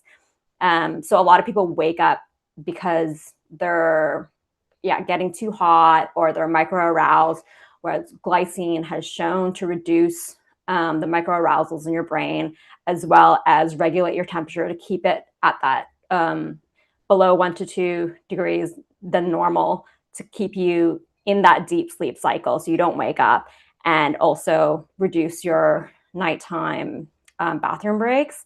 Glycine is the 3 grams is what reduces the temperature in our formula. But a lot of the other ingredients help you stay asleep and also reduce that like cortical hyperarousal in your brain. Because that was the main thing. And when you guys ran out of the evening being, you were out for I think like about a month or two, and I had 3 months, I at that point I was without nothing. So I was, taking some magnesium and stuff at night, and, some sea salt, and everything was going nice. But as far as just like the, man, there was never those nights where you wake up and you're like, oh man, I got to change my shirt. Like, what the hell is going on? Why, everyone, and I'm not a very sweaty person, but every once in a while, I don't understand how in a otherwise cool room, you can wake up and you feel like somebody shot you with a squirt gun. I didn't pee the bed either, chat. I know what the hell is going to be going. Nothing like that happened, but still, I had to bring that up. So Daniel, I don't want to. I'm trying not to lean on you too much because I know your throat doesn't feel too well. But what do you guys have on insight on why some people wake up at similar time? Like, for example, I had a few stretches over the last year where I was waking up every night over the course of, a few nights in a row at like 1:51 a.m. And it was during times of stress, elevated stress. So I know that was a contributor to it, but it's just so crazy how your body can almost like set its own weird clock going on there. And of course, none of that happened when I was using your products and stuff. So what do you think it is about those odd times? It's not necessarily about, oh man, I have to go to the bathroom. Sometimes it's just, hey, it's 1:51 a.m. Wake up, you freak. That's what it feels like sometimes. What can you tell me about that? Yeah, it's tough. I mean, what you experience is very common. I think it's called like sleep maintenance insomnia. I think traditionally when people think about insomnia, they picture not being able to fall asleep. and that's sleep onset, insomnia. But most people like yourself and everyone else and myself from time to time do suffer from the maintenance insomnia part, multifactorial. There's different circadian rhythms that Cristobal can dive into because my throat's going to right. I get you. Some of it is around just conditioned arousal too. We have a lot of bad habits when it comes to using mobile devices and TV in bed. So you're conditioning yourself to be awake in bed, which is a really big one. Even though you might think it's calming you down in bed at night, really bed should just be kept for sleep and a few other things that aren't using a mobile device. Yeah, absolutely. I've been trying very, very, slowly but surely. I've been trying to turn our bedrooms into some sort of a Faraday cage, but we have a lot of different things to still do to get there. So I'm sure there's some radio disruption in the room for sure. But yeah, Cristobal, what can you add on to that? I'm really interested in that in particular because it almost seems like a habit that forms out of nowhere, and then for about a week or so, your body just sticks to it, waking you up at a certain time or within a 5 to 10 minute window. Yeah, so just to add on to what Dan said, we are always aroused and always in this fight or flight mode with our phones and work. Work doesn't stop at 6 o'clock anymore. We're working until bed, and that increases like micro arousals at night, which are fragment our sleep cycles. And if you're conditioning your brain, you're not intentionally conditioning it, but if you're waking up at the same time every night, your brain's conditioned to wake up at that time, essentially, if it goes on for a prolonged period of time. And this could be due to a number of things. Being constantly hyper aroused, where the brain remains electrically active at night when it should be sleeping.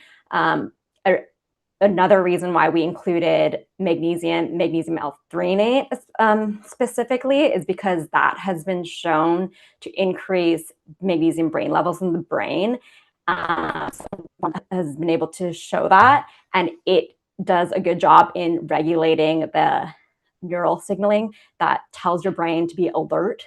So we found that when we were taking evening being, that we weren't waking up in the middle of the night as often, not just because the glycine is helping you not go to the bathroom, but the magnesium L-threonate is calming those alert signals in your brain that are turning on when they shouldn't be. A lot of people struggle with anxiety about work and just finances and life, etc. So magnesium and saffron especially help with these emotions, with regulating them, so your brain doesn't wake up. But also what's been interesting is studies show that everybody, their core temperature actually increases around 2 to 3 a.m. in the middle of the night. So that could also be contributing to, you said you're waking up at 1:50 in the morning. That could just be your temperature being raised, as well as maybe your brain's really active and it has a hard time transitioning into that fight flight to just relaxing into sleep. Okay. Well, listen, we have a few minutes left, so I want to get I want to ask you about the saffron, and then I have a question from my buddy Rev out in the chat room who wanted to know about how evening being actually works, but we're doing that right now. But he also wanted you guys just really quickly talk about what cell being is there too, because your whole line is about it's about just not only health and longevity, but that's why the sleeping is so important. I wanted to bring you on to add on to these stories that keep coming out, because it just seems when you look at how all of these studies are describing the impact on loss of sleep or disruption during those sacred hours at night in your bed, that it's really like almost irreversible trauma at down to the cellular level, especially over the course of prolonged times of sleep disruption or whatever. Like I don't wake up at 1:51 anymore. There was 2 sporadic weeks that was happening. One in the late summer, probably because I was so stressed out by the jamboree. because I was just, this is the first time we were doing something like that. And then sometime over the holidays, I started, backsliding a little bit. I wake up at 1:51. I was like, you know what, maybe let me go eat something. And then you get into the habit at 2:00 in the morning, having a light snack just to calm yourself down. And you don't want to get into those habits. But tell me a little bit about this, because as far as sleep aid, what does the saffron do? It looks beautiful, and it's my favorite part of drinking the evening being, just because it's just, I don't know, I like looking at the yellow before I go to bed. But what do we have here? Yeah. Well, Dan, do you want to talk about the color of the saffron? Quickly, yeah, not all saffrons are equal. That's the first thing. So saffron extracts, not all of them are equal.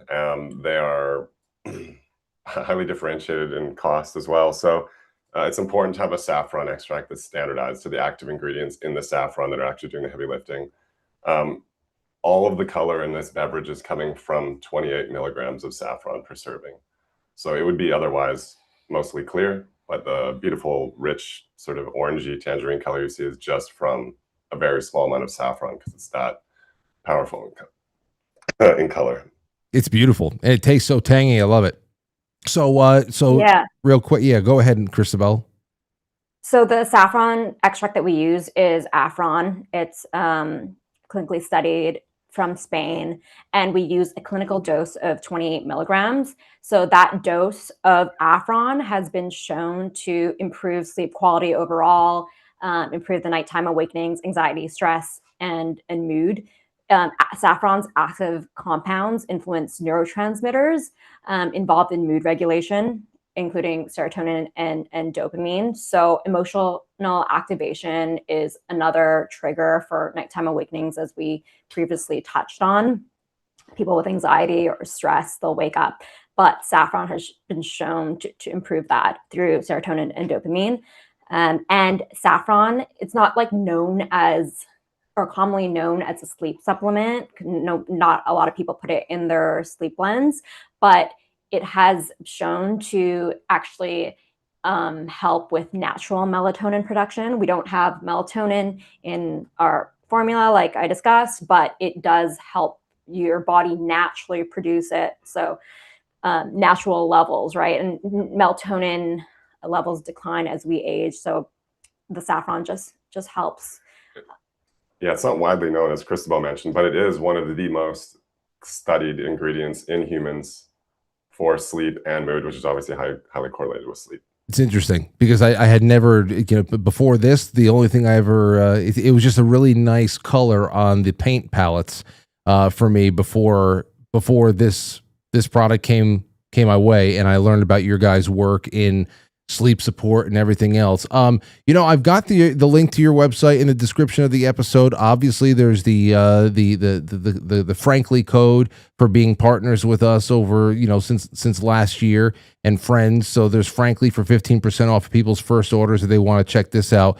Maybe we bring you guys back on to talk specifically about the cell being when we have some more time, so you don't have to just put all this incredible work you've done into a nutshell. I'd like to just keep it focused on this particular story that we've been covering up until this point anyway, and you guys have done a wonderful job. It was really great hanging out with you. Anything you want to leave people before we get off?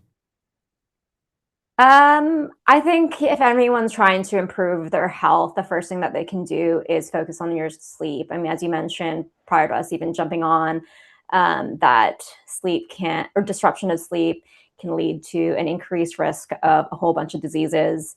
So if you fix your sleep first, that should be a great foundation to optimize the rest of your health. And if anyone has any questions with Evening Being or Cell Being or any other products, just email us and we will answer you guys. They're very, very responsive. They've been wonderful to get to know since last summer. And seriously, ver.so. It's a very, very easy thing to remember. And the link is in the description. We'll talk to you guys soon, all right? Thank you so much for stopping by. Thanks for having us, Frank. Thanks, Frank. Got it. All right, and be well, Daniel. I'm praying for you, especially over there. Okay? Thank you, sir. All right, take care. Good evening. See you later. Bye, guys. Okay. So, yeah. Like getting punched in the throat. You miss out on some of that sleep. What's the rest of it? After 16 hours awake, deterioration begins. Lose 1 hour daylight savings time, 24%. Come out of here. 24% more heart attacks happen the next day. Where the hell is that from? Hold on. Where's the study that the day after daylight savings time goes into place? I guess that's spring forward when you lose an hour. 24% more heart attacks. Hold on. 24% more heart attacks the day after spring forward. Come on. A Michigan study found a 24% increase in daily heart attack admissions on the Monday following the spring shift to daylight savings time. The spike is attributed to the loss of 1 hour sleep, which disrupts circadian rhythms and increase. Holy shit. You would think that somebody would just say that to get a rise out of you. Maybe they still did. The lost 1 hour sleep, which disrupts circadian rhythms and increases the stress in the heart. Conversely, heart attacks drop by 21% on the Tuesday after fall back. 21% when you get an extra hour. Oh man, work is just such a conspiracy. I work the way I do because I love it. But if there wasn't this if the risk reward ratio wasn't so skewed by the pressures that the world outside put on you economically to survive, to allow you to go and pursue something that you love doing, that you're good at doing, that needs it's the overhead, it's the financial. That's another reason why I just got to free myself of that aspect of it, so we can get down to really having a fun ass time, gallivanting, frolicking through the flowers in the fields. That's what I want to feel like every day, frolicking through the flowers on 1 extra hour sleep. Oh boy.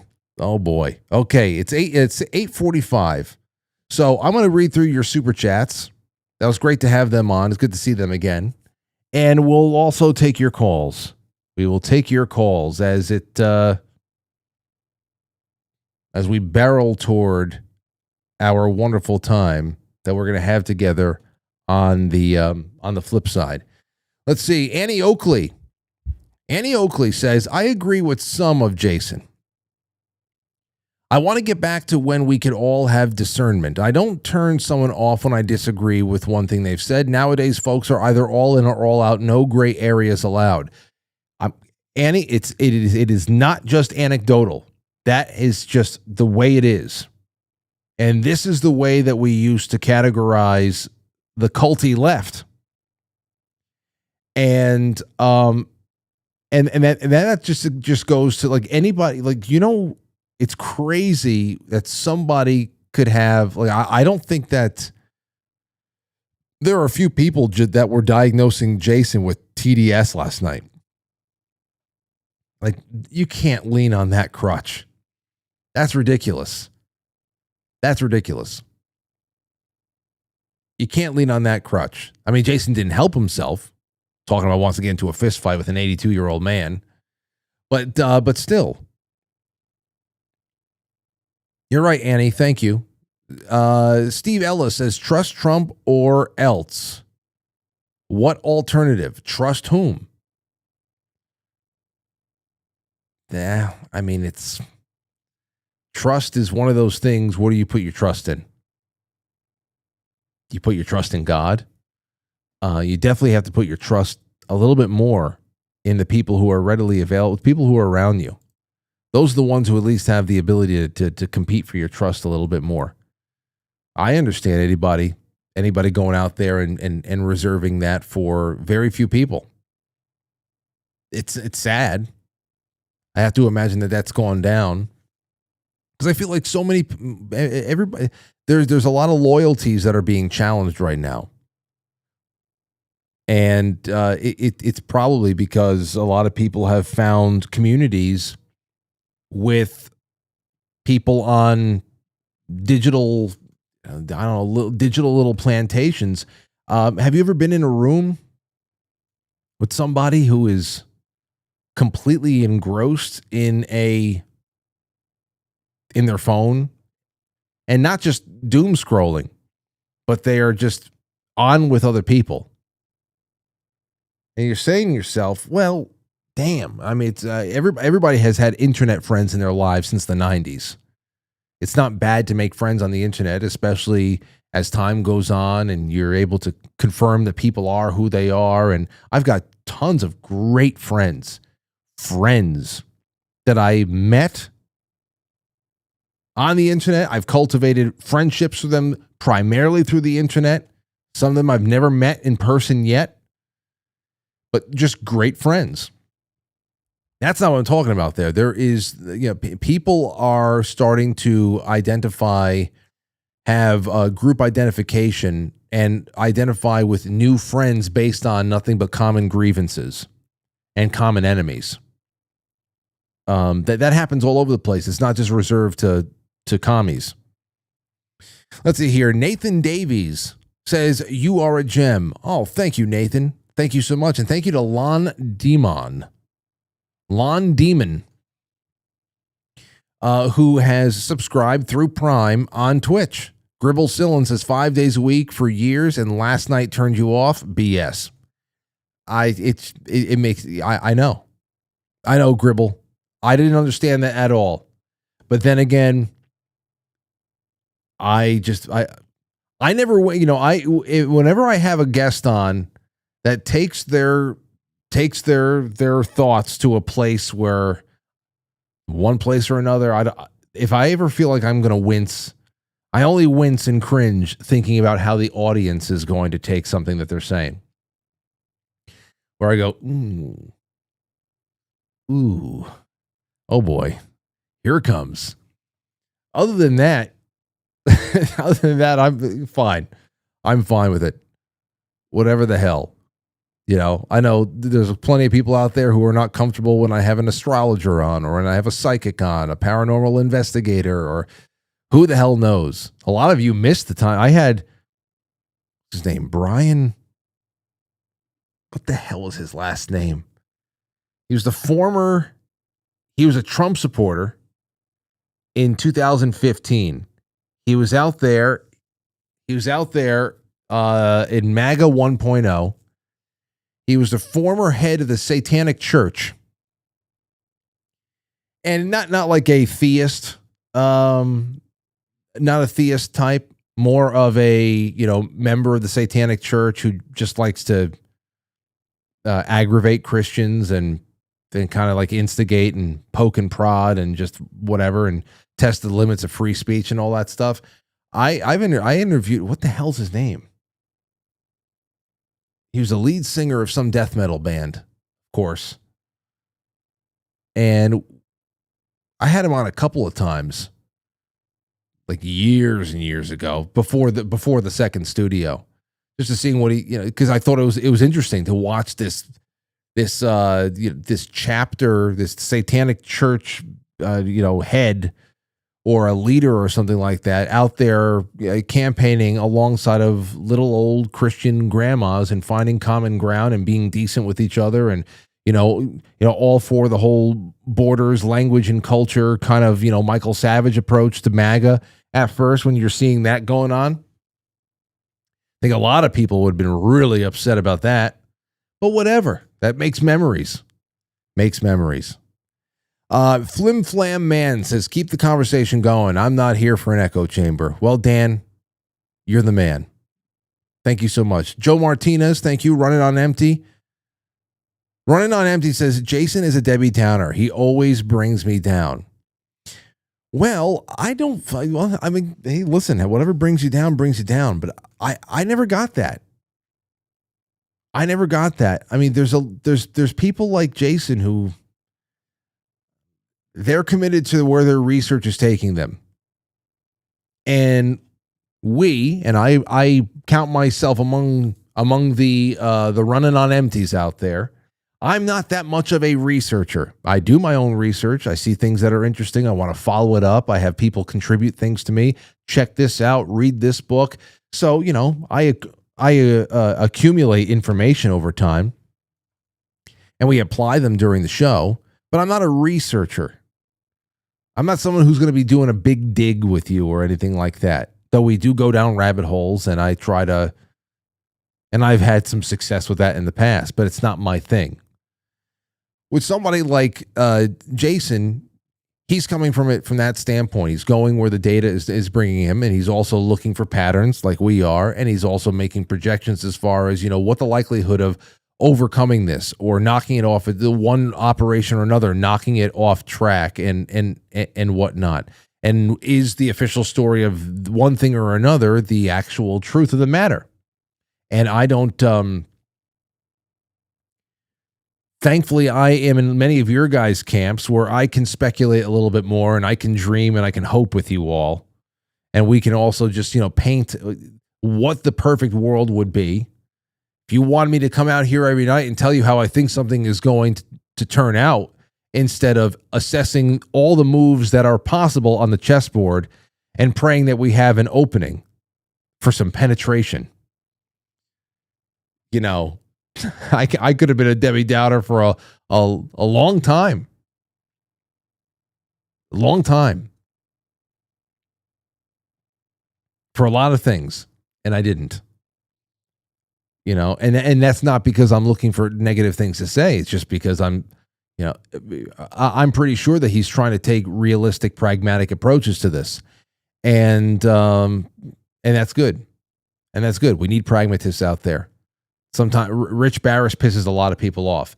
Then again, Rich gets salty in his own way, and he goes to war with people in his own way. But Rich, on a data level, pisses a lot of people off because sometimes the trends don't reflect what you hope we're building toward momentum-wise. But sometimes, realism, I understand. I totally understand. Let's see. Nakey Lamb says, Frank, I find your show extremely thought-provoking. Your guests and your subjects certainly make me think. It almost hurts. It does hurt.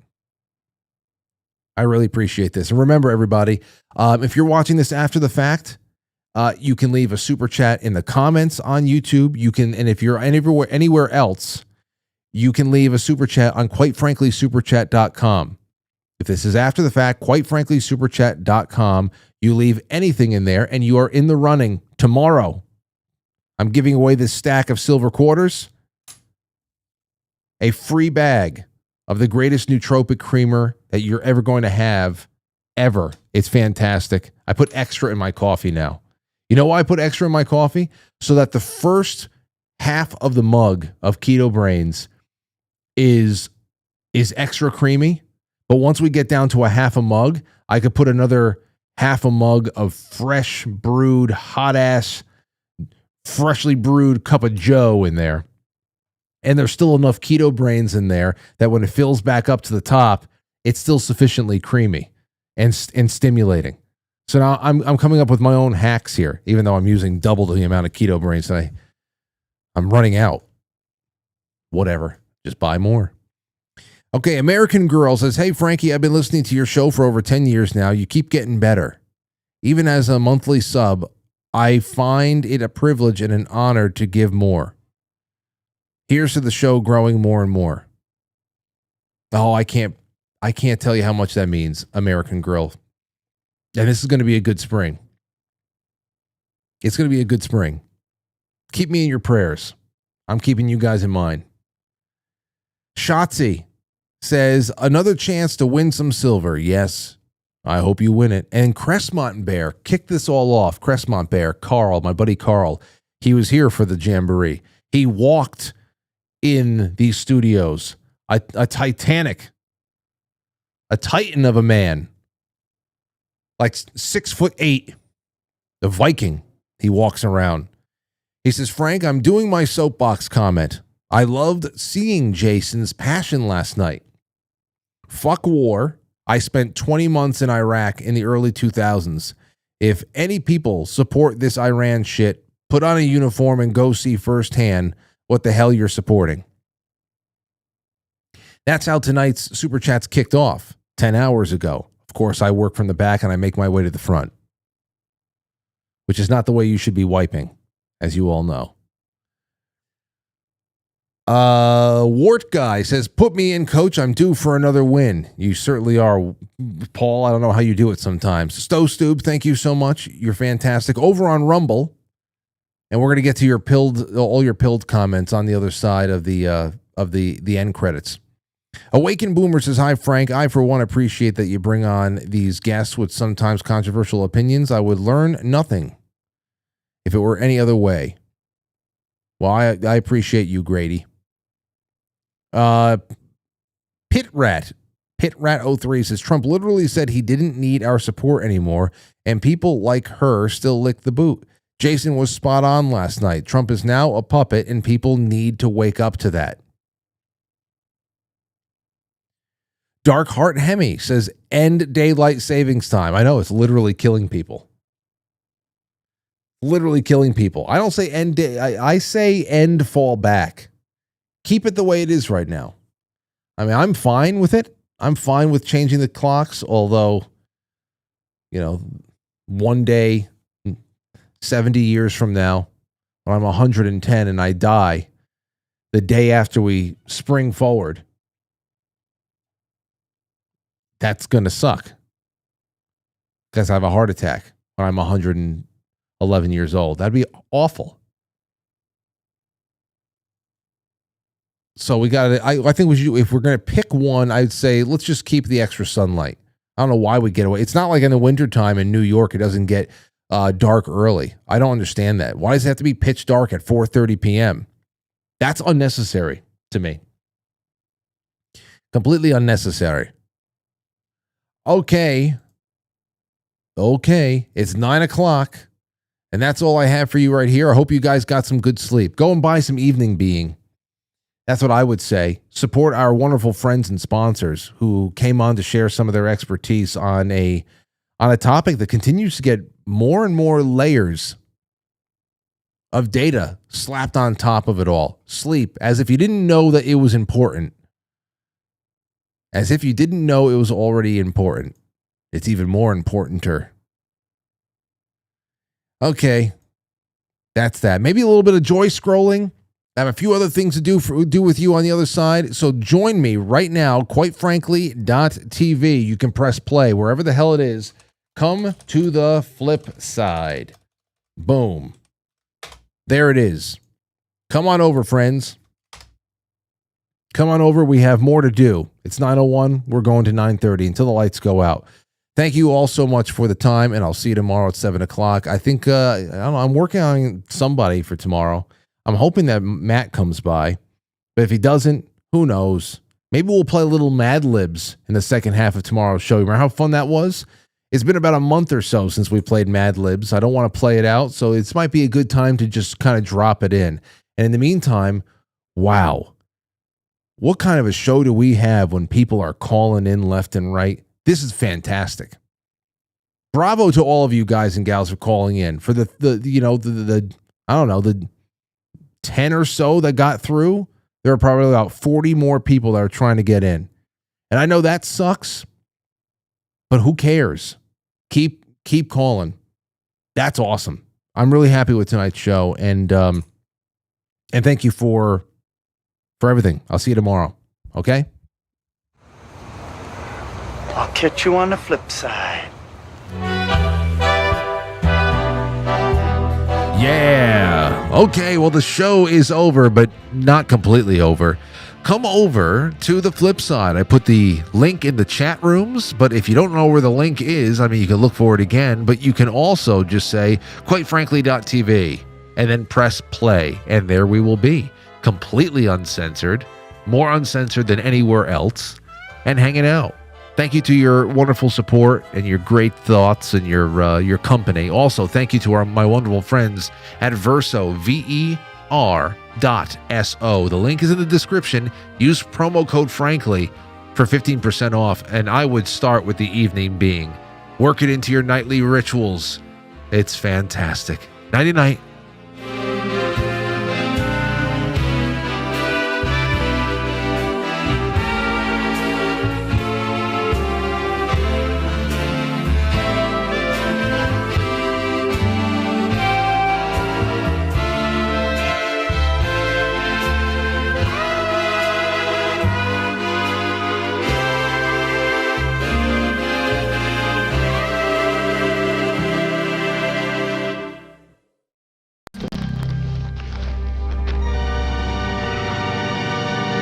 Happy birthday, Billy.